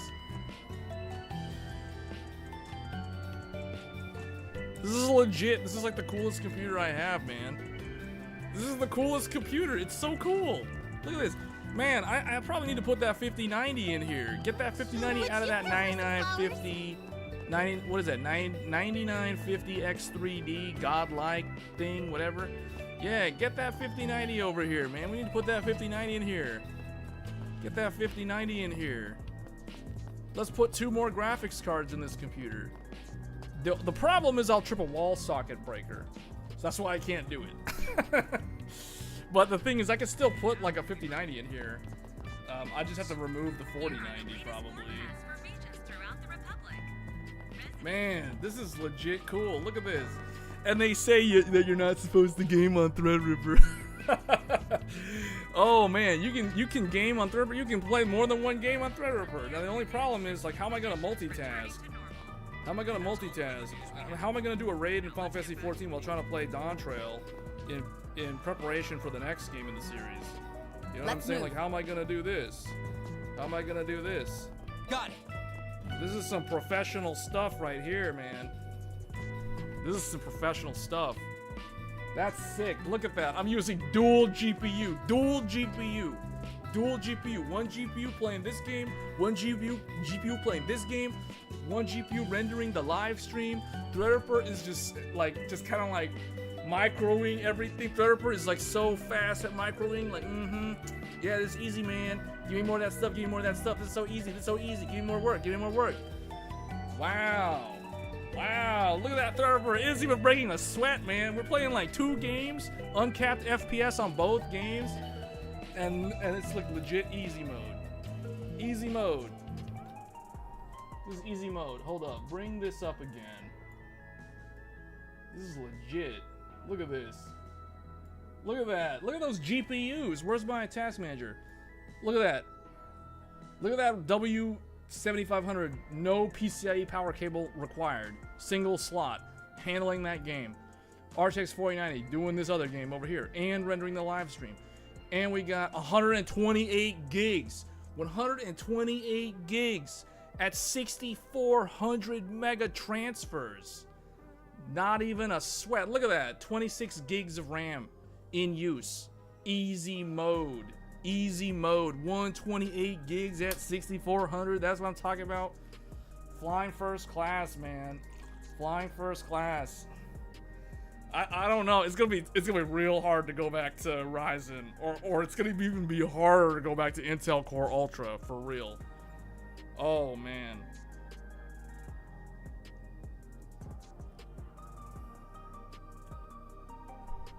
You finally got to see it happen in real time?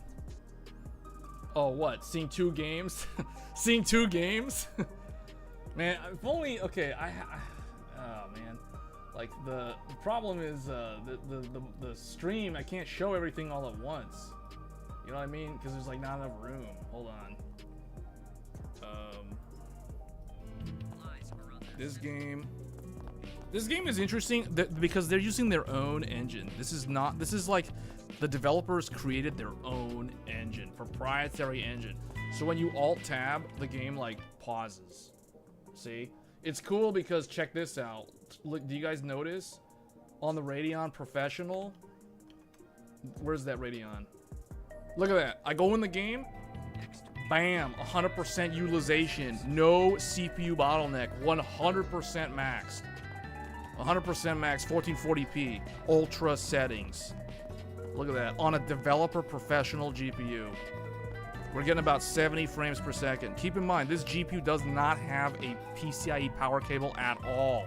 This is a 75 watt TDP. Wow. This is incredible, guys. Threadripper is legit. Like, this thing, you can do so much stuff with this. Hey, Poets, how's it going?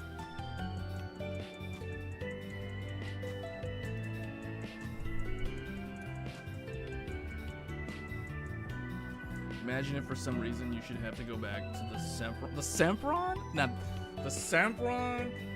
What? Now that's a name I haven't heard in a long time. The Sempron. Now that's going way back. Those were the days of named CPUs. Athlon, Phenom, Sempron, Celeron, Pentium. You know what I'm saying? The era of the named CPUs. Back when CPUs had names. I guess technically Ryzen is a name for the CPU.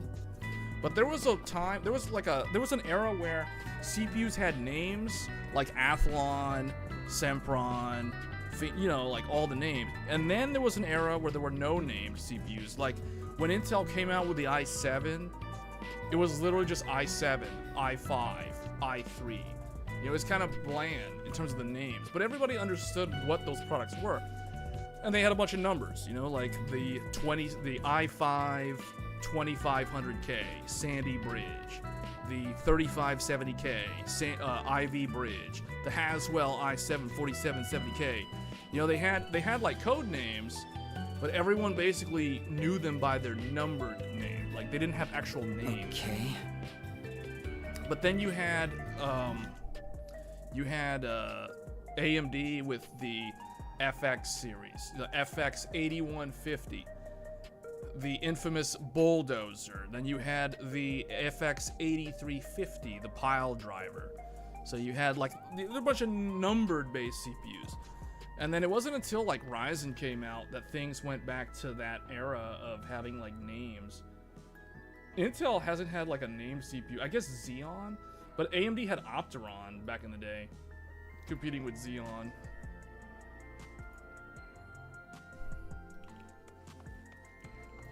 Oh, well, I guess this game right here, let's just close this, make this smaller. It's like, well, that was a good question, man. I'm glad you asked that question.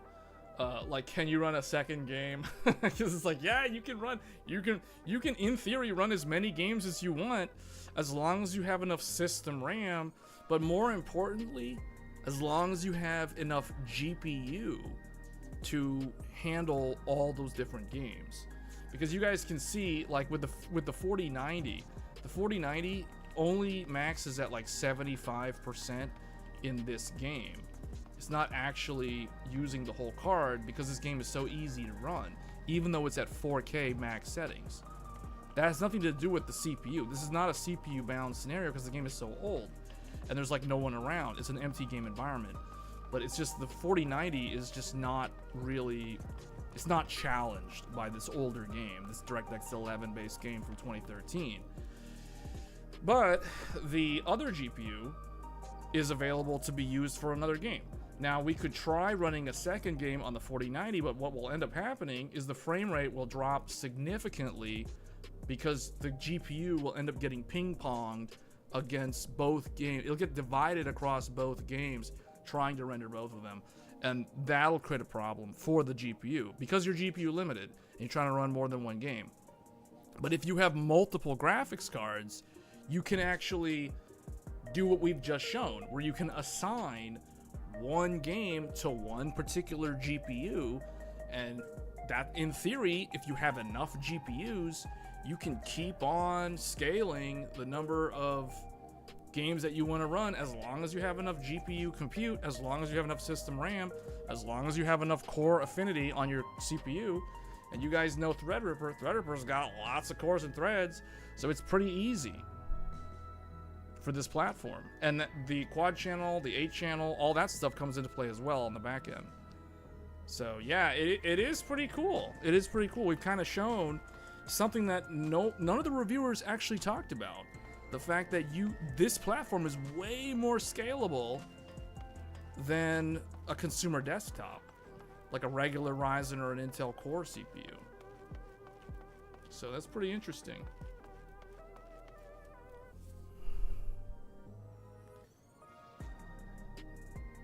Core 2 Duo. I mean, if you consider that a name, I always thought Core 2 Duo was actually the first like numbered. That's when Intel started doing numbers. Is when they started doing Core 2, because it was like what, Q660 or the Q6600. It was known by its name, you know what I mean? Or I mean, it was known by its number, the Q6600.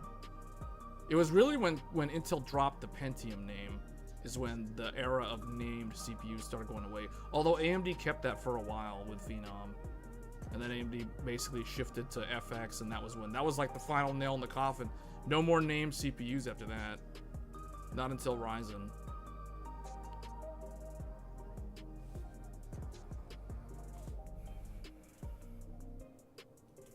Still got two of them. Still got two what? Oh, the Q66. I have a Q6600. I just don't have any DDR2 to power it on. Yeah, the core era was what? 2006 to 2011, because i7 was HEDT. When i7 came out in 2008, and that was HEDT. So i7 was not for regular consumer. I mean, technically it was, but it was HEDT. So meaning the first i7 is actually Intel's first Threadripper. For those that don't know, I mean, that's a bit of a history lesson right there in itself. But we've already talked about that on Tech Thursdays. I know I've done that discussion at least 2 or 3 times in the last year on the history of HEDT.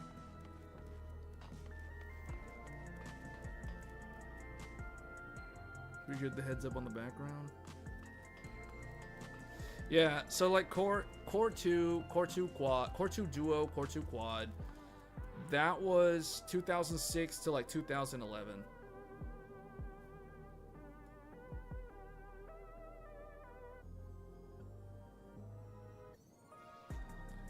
Trading boards these days? What do you mean? Trading up boards? Man, this I'm still like, I can't believe it's like I've got like 2 different games running at the same time. This is really strange. I don't normally do this. It's like, what am I supposed to do with this? The problem is I can't multitask. I can't play both games simultaneously. Technically, I am playing both games at the same time, but I can't actually accomplish anything in one game while trying to accomplish something in the other game. Like, I'm trying to go over here. Okay, I'm gonna move the character over here. Let's go upstairs. Okay, we're upstairs. Now we switch over here, and we're back in like the Cyberpunk 2077 world. And there's like, it's a ghost town. There's like no one around. So,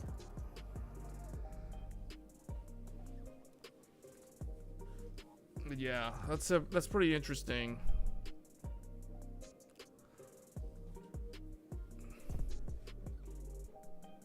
Have you guys ever tried to run like 2 games at the same time on a mainstream desktop and watch what happens? I mean, it'll probably work, but it's like you're gonna have like terrible frame rates probably. The frame rate will get chopped in half as the GPU gets divided across multiple games. Unless the game is like just not demanding at all.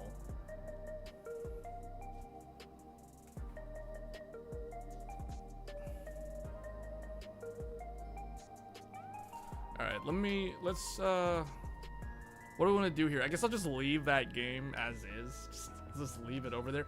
What's kind of weird though is you guys can't see the Afterburner overlay in the second game. I can see the overlay in both games. so I can see what the frame rate is. Now, one thing that is not reported, because I don't have it set up, I can actually change it. I'm not showing the utilization of the Radeon Professional GPU. I can change that though. Let's fix that. Where is the thing? Here, let me enable monitoring of the Radeon Professional GPU. Where is it? Oh, it's GPU 1. Okay, here we go. All right, there's the temperature. Here's the usage. Here is we have the clock speed also. Core clock. So that's enabled now. And then the last thing is the power consumption. Okay, so you guys can see, now we're showing on the overlay, we've got the power consumption, the temperature, the utilization, the frequency, and the power consumption. So if I go into this other game, immediately you guys can see how much electricity the Radeon Professional is using to play the second game. Let me make this a little bit larger. Let me put it in this quadrant, I guess. All right, so we're using about 65 watts of electricity for this game at 1440p. This is full 1440p on this game. And it's running at over 2 gigahertz. This is a pretty impressive little GPU, actually. It only has 8 gigabytes of VRAM, and it's playing a game at 1440p. But this game is using a proprietary game engine, so it's not your typical Unreal Engine or any of those sort of things. So I gotta turn the audio down here. This audio to me is too loud.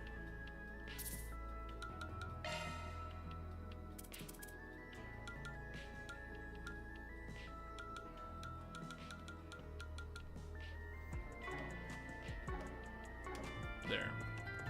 So we've got that going. So let's make this more crazy. Let's make this even more insane crazy. Let's show some more capabilities of Threadripper. it's like unlock the next level.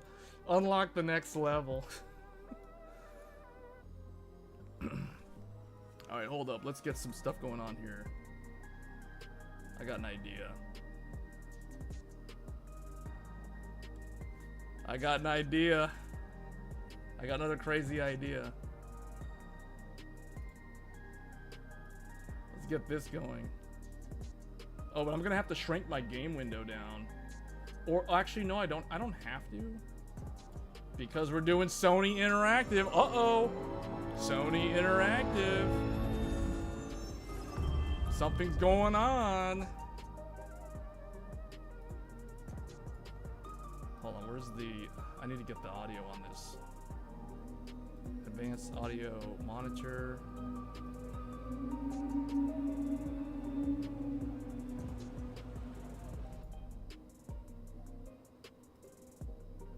Is it outputting? Yeah, it is. Uh-oh, Death Stranding 2. Death Stranding 2 is running. Uh-oh. We've got another guy. This is getting crazy. What's going on? Oh my goodness. Oh my goodness. We got Death Stranding 2 running. We got a PlayStation 5 going. Uh-oh. Virtualization to the max. I can't see the game though. The window's too small. I gotta make the window. I need to be able to see what's going on. Okay. Alright, let's get out of here. Oh, look! Good day, Sam. Death Stranding 2! What?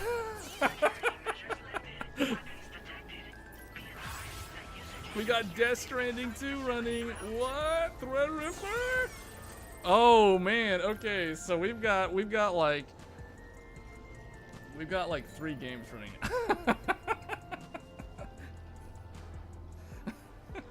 We got Death Stranding 2, we got Trails Through Daybreak, and we got Final Fantasy XIV, an MMO, running all on one computer? A single PC stream. Single PC stream. Man. So I think it was Mike that was asking earlier, is that a capture card? So you were asking about the capture card. Yeah. Now I'm using the capture card.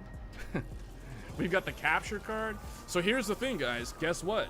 This is a perfect example of how Threadripper can leverage USB 4 40 gigabit technology, because I am playing Death Stranding 2 on a PlayStation 5 utilizing 40 gigabit USB-C transfer and PCIe tunneling technology to be able to play this game with zero latency despite playing it on a console over a capture card. And I'm not even playing the game on the monitor, I'm playing the game from the computer, though the game is being rendered by the PlayStation 5. So just to show how that works, we're gonna have to make this large again. And maybe I need to move the task manager out of the way. Or just, here, just put this somewhere for now. I don't know how this is gonna look when I go back and look at the recording. But anyway, so we have, everyone is already familiar with all of the computer parts and everything, all that RDIMM, everything. Down here, you guys see. So what do we have? We have Founders Edition RTX 4090. That's a given. Now we have, right in there, there's the second graphics card. The Radeon Pro W7500. That is rendering the second game. That's playing the Trails Through Daybreak 2. Then, underneath it, you can barely see it. If I have to mess with the camera to get it to show up better. But look, right in there, underneath the Radeon card, you can see the USB 4 add-in card. See that? So we have a USB 4 add-in card, which we've done a video on this last year. And the USB 4 add-in card allows me to utilize this. Let's just sit here for a second. The Switch 2. No, not the Switch 2, although yes it does. Right there. On the floor, that is, let me move this out of the way. That is the AverMedia Live Gamer Bolt. This is a 4K 60 HDR capture card with zero latency, which means I can play the game in a preview window in OBS and there's like no latency. There's no delay from a button press to what I see Sam do on the screen. This is a Thunderbolt 3 based capture card, which means it requires that you have either Thunderbolt 3 or Thunderbolt 4 or Thunderbolt 5, by that matter, or USB 4.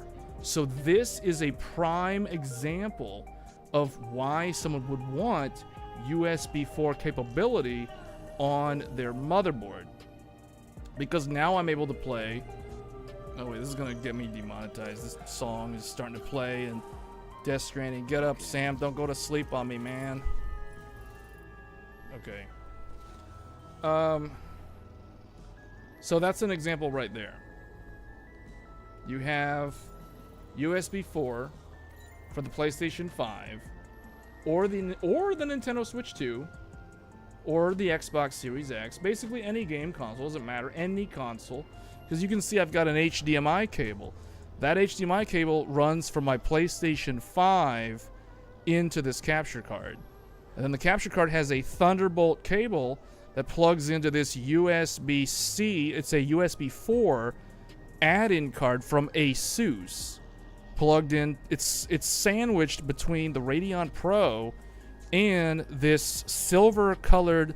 You guys will notice there's like this silver long thing here. That has 4 M.2 drives in it. That is a Asus Hyper M.2 card. So that is the hardware that we're using. And that is an example of like how Threadripper provides the sort of robust setup aka a true high-end desktop for the average power user, you know, like in their home. So it's like, it's basically a workstation capable product that's doing so many different multitask things. But it's funny because it's like all the reviewers are like, oh, don't buy Threadripper for games. Well, that's not the point. Everybody kind of knows that. But this kind of shows what you can do in terms of multitasking with Threadripper. And you guys can see the task manager. The CPU is barely even doing anything. We got like okay, obviously the PS5. We have the PlayStation 5 rendering Death Stranding 2. We have the Radeon Pro rendering the Trails Through Daybreak over here. And then we have the RTX 4090 rendering, and I can't even see it because this is in the way, Final Fantasy 14 in the background. So there you go. That's like 3 different graphics components. We've got PlayStation 5, RTX 4090, and Radeon Pro W7500 all doing render tasks in real time.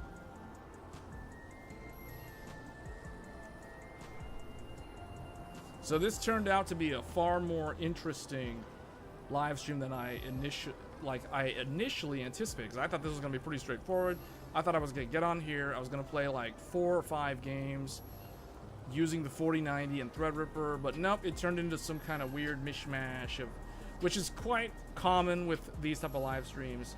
And I actually find this sort of live stream content a lot more interesting and entertaining than your run-of-the-mill whatever. So anyway, guys, I think we're pretty much at the end now, unless you guys had any questions in particular, but I think this kind of covers a lot in terms of what you can do with this platform.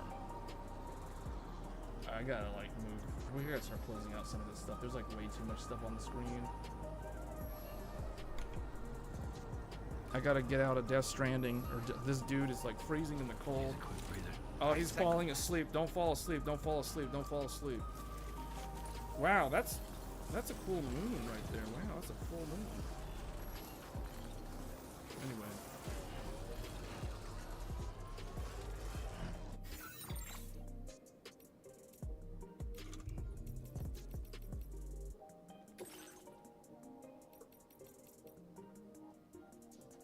You were just about to ask about the baking soda? What are we, wait, what? What are we talking about?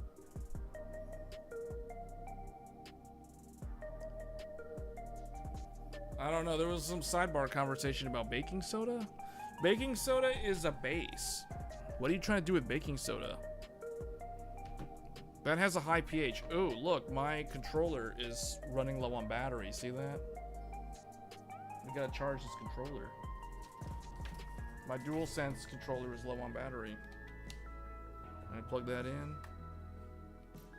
Wait, is it low? Hold on. Is it actually low? I don't know. Alright, well, we'll just plug it in and see.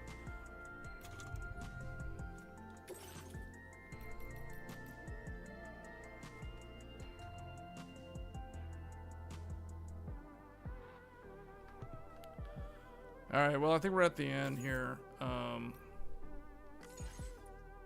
I don't need to save any of that because that was just, like, whatever.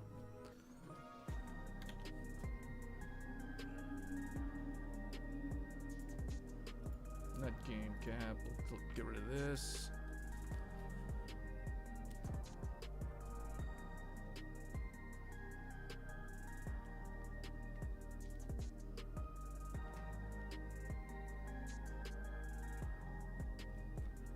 Alright, we're gonna move that to the side for now.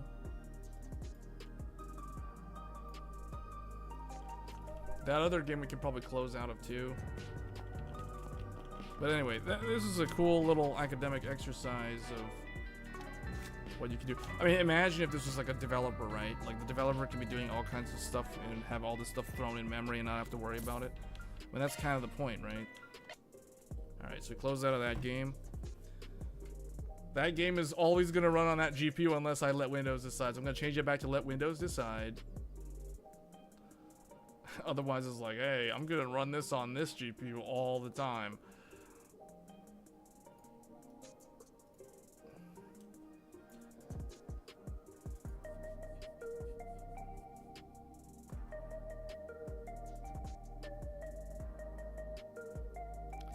Okay. So I think that's gonna be it for the stream. Let me see. Yeah, we actually did wow, 3 hours and 40 minutes. We took the whole time.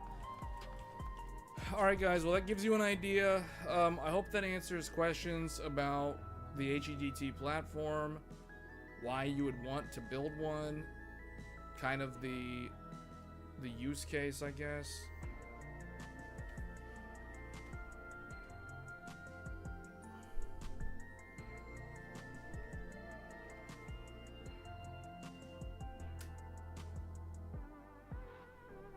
Anyway.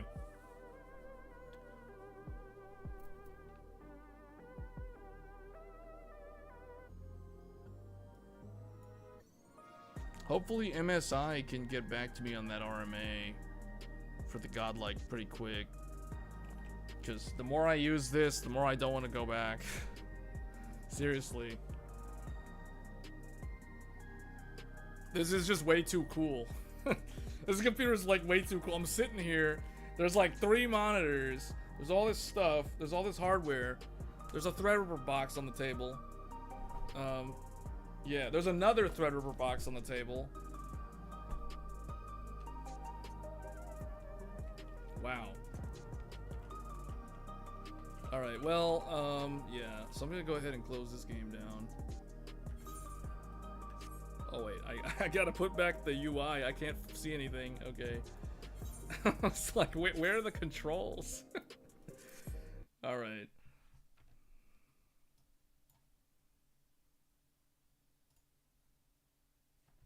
Okay.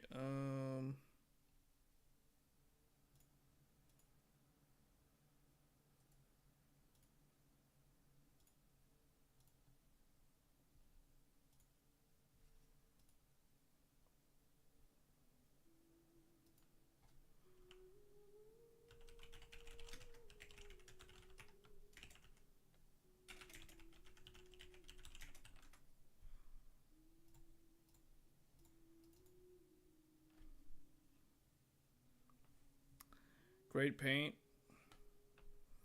Oh, I could have sworn I had Paint Classic on here. Apparently I don't. I can't find it. Classic Paint. Man, okay, well that's something I need to remember to do. I have to make sure that I get Paint Classic installed on this machine.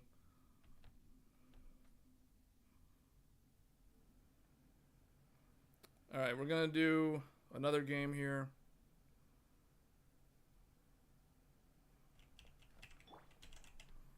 Let's see. Oh. Is it gonna capture it? Let's see. Maybe. Oh, okay. Here it is. We're gonna do this one now. Wait, audio. Why is it so quiet?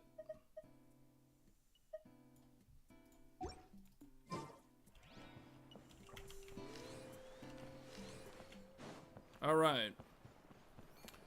So we've got this game running. Get this task manager out of the way. We don't need that anymore. I guess we can keep the overlays. The overlay looks weird in this game. It's got like a different color scheme.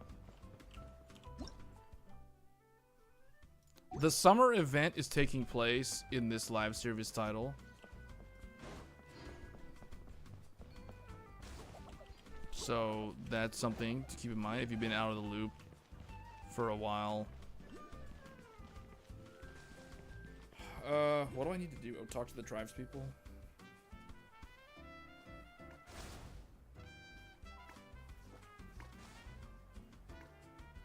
The only thing that I haven't shown is like Donkey Kong Bonanza. That's like the one thing I didn't show. I don't have to switch 2 down here with me. It's in the Tech Thursdays room.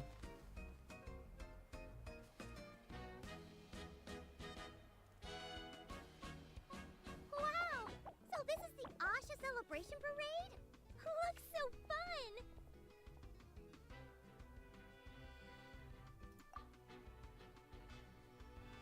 Oh, they're selling something called What was that Kick Box in front question? of that restaurant. Should we try our luck? Push it. What? That little hut looks so cool. Ah, I smell coffee. Asha headbands? You can't leave the resort without getting one of these. I said we were going to cover Genshin Impact last week and for this week, and this week is now over. I'm And getting way too distracted. we didn't Just cover it. focus So this straight is ahead basically and part keep of what moving. you can experience with the summer event. Temptation! Hey there, little visitor. Could I interest you in buying a sun? Seriously? You're selling the sun? Cacahuatos, canepa berries, brilliant chrysanthemums. Oh! I don't know. I kind of Now, wanted to test some other it's like a games, fancy but fruit basket. we ended up Okay, burning up fine. so much at the time. This happens to be just now. the kindest and most generous traveler in all the land. So, he's got the bill. Come on, we'll share it with everyone. Just so you know, this isn't meant for eating. It's a special practice in Tenochtitlan. You light them up from the center and give them as offerings. You mean, you just let the whole thing burn? But isn't that a waste? It all looks so fresh.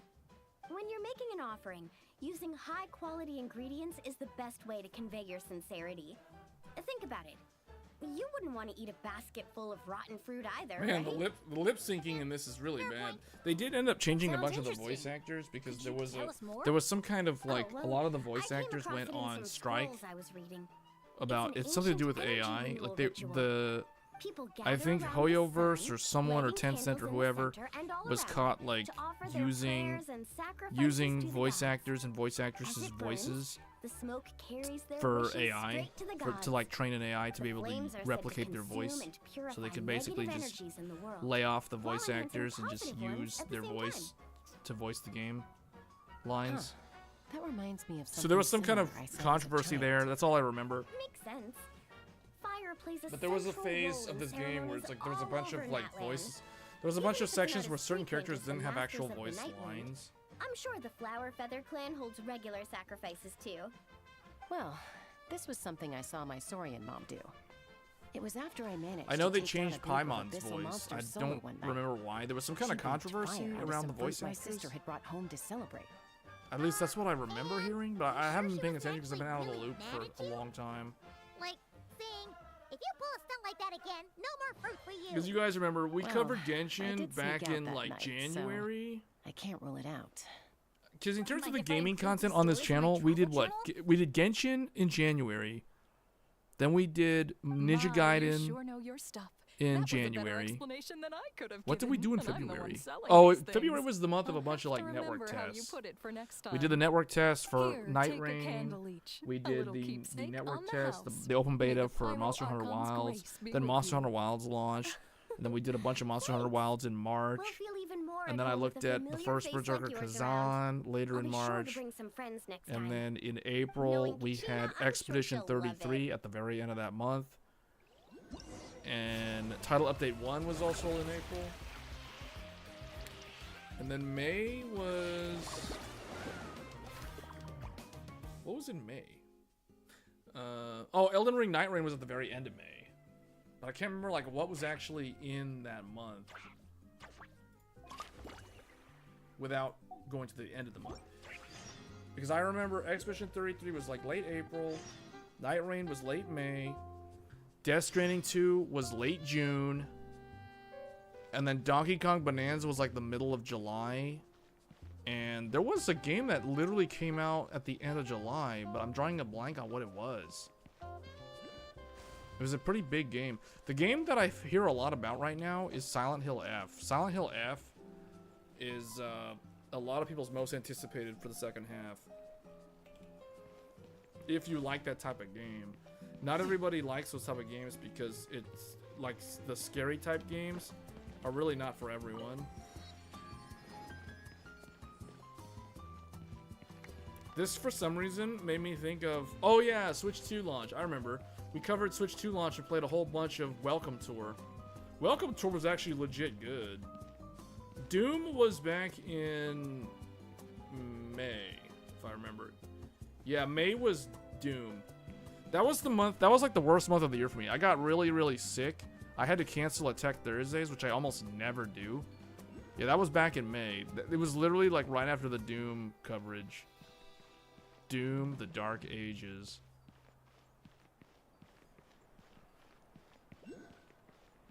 I'm pretty sure it was around that time, because I remember playing Doom on stream and getting really, really sick during the stream. You know what it reminded me of? It reminded me of when Goku had the heart virus and he had to fight Android 19. And he kept getting weaker and weaker during the fight. That was basically how I felt when I was streaming Doom.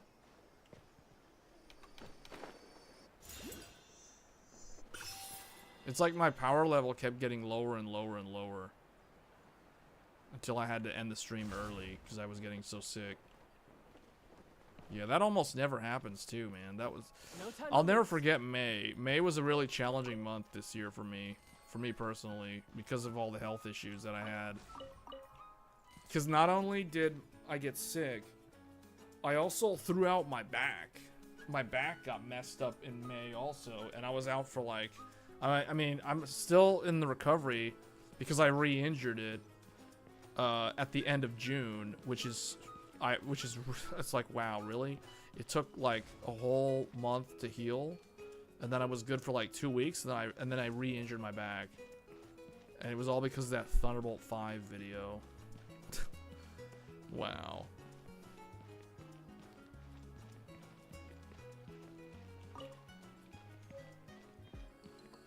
Yeah, this game, you know, is pretty old now. It's actually, I think this game came out in 2020. It was like in the height of the pandemic. Yeah, this game came out like right before the Zen 3 CPUs and the RTX 30 series. Dude, Genshin Impact is as old as an RTX 3080. Let that sink in for a second. The RTX 3080 is gonna be 5 years old in September. Dude. Man, that's old. That's old. 5 years old on a GPU is old. It's not ancient. Once it hits 7 years old, it's an ancient dinosaur, but still, 5 years is not a new GPU anymore. It's like how IGN still has that one podcast called the Next Gen Console Watch.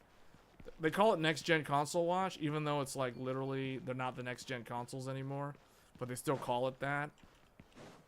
They just ran with the name because it sounds cool. Because it basically encompasses all of it. Woohoo!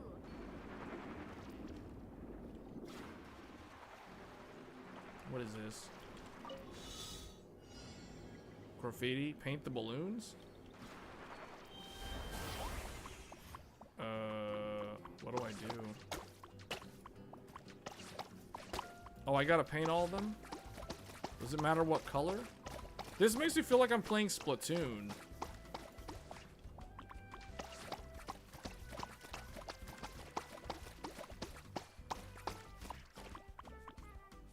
What's missing?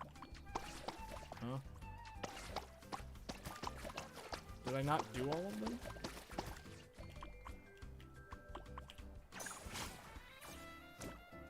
What? Am I missing balloons?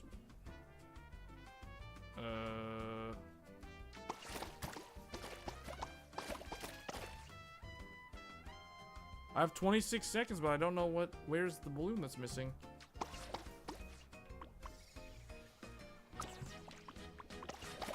I think I got all of them. Why is it not? Is it bugged?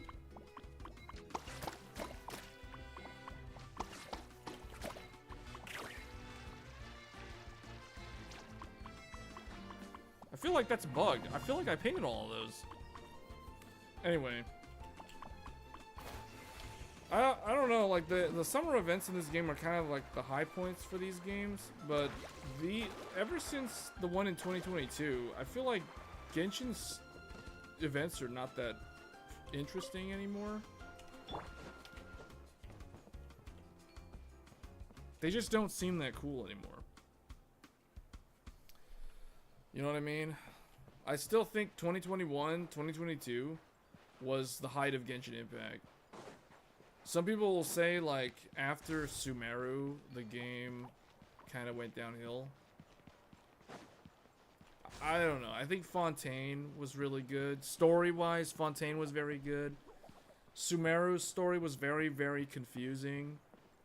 Natlan's story was also kind of equivalent to Fontaine, sort of. Although I still kind of preferred Fontaine's story to... I think Fontaine's story was more mysterious. It was like a mystery case. It's like you're solving like a murder case. Whereas Natlan, it's all about the captain, and it was like a really... It was kind of like man, the Natlan story is kind of like the first Gladiator movie, kind of. Although it's really hard to make that comparison. But the first Gladiator movie, man, that movie was like a classic.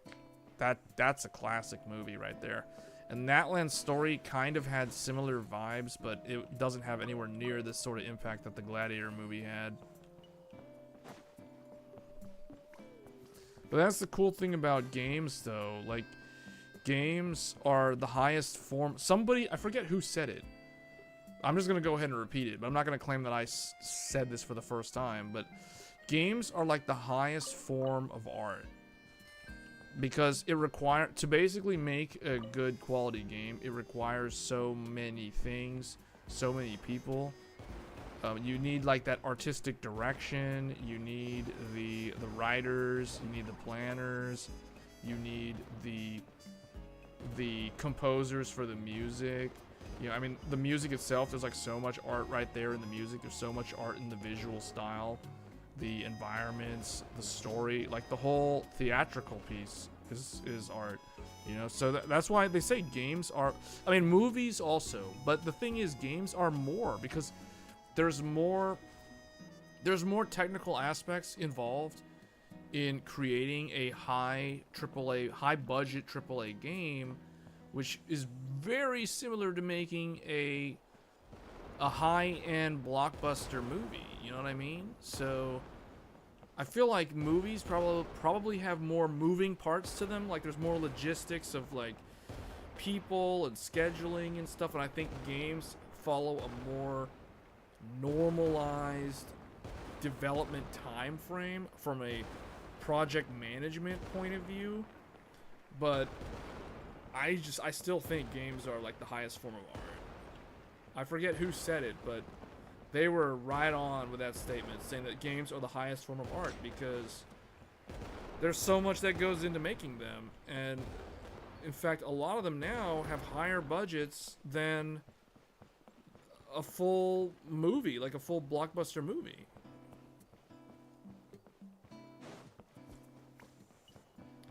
Anyway. Alright, well, this game runs at a solid 60 frames per second, but this game's also not super hard to run. And it's not CPU bound, it's definitely GPU, but again, the 4090 is complete overkill for Genshin Impact, even at 4K maxed out. And the game is capped at 60 FPS no matter what anyway, so... Alright, well, that was Genshin Impact. I don't know, maybe we have time for one more game. Are we at the... Well, no, we're at the 4-hour mark, so I'm going to call it quits here. Alright, guys, well, that's going to be it for a look at the Threadripper 9960X. This is a true high-end desktop CPU with quad-channel memory and 88 PCIe Gen 5 lanes, plus 8 Gen 4 lanes and 4 Gen 3 lanes, because you basically have a B650 chipset rebranded as a TRX50 chipset attached to the motherboard. So you have all of that stuff. I think we've already answered the question of who's it for, but it is kind of cool to see like all the sort of stuff you can do with this. So maybe we'll do a video on other things. I do want to do like a formal review for this processor at some point for the platform itself as well. I did do a review of the Zen 4 Threadripper 2 years ago. One thing I didn't cover though was like, I guess, who's it for? Like, who should be buying this, right? Who should build this? Build versus buy also. Pro series versus non-pro, we already covered that. I'm going to assume that people who are watching this video are on the DIY side, so you're looking at building a computer like this rather than buying a computer pre-built with Threadripper Pro.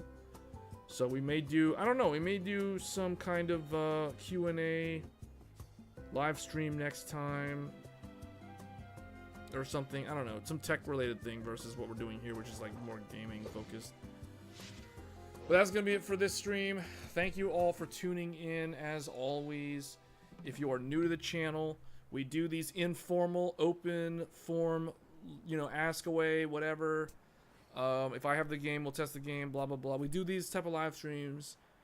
I try to do one per weekend. Sometimes I don't do any, just depending on scheduling. Sometimes I do more than one. This place is pretty Recently, dead. I've been doing By which more I than mean, one, there's just nothing because to I don't have a kill. lot going on right now in the evenings. So it's like, okay, I can just devote like 3 hours to talk to people about technology and gaming. So that's what we've been doing for the last like month and a half now. That's going to change a little bit as we get further into the Q3. So don't expect me to be doing that many of these weekend live streams.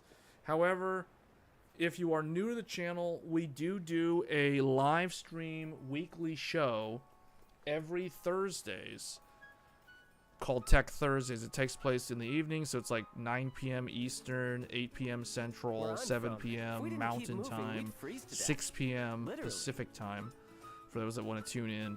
So and those are not focused on the games. You're not going to see me playing any games.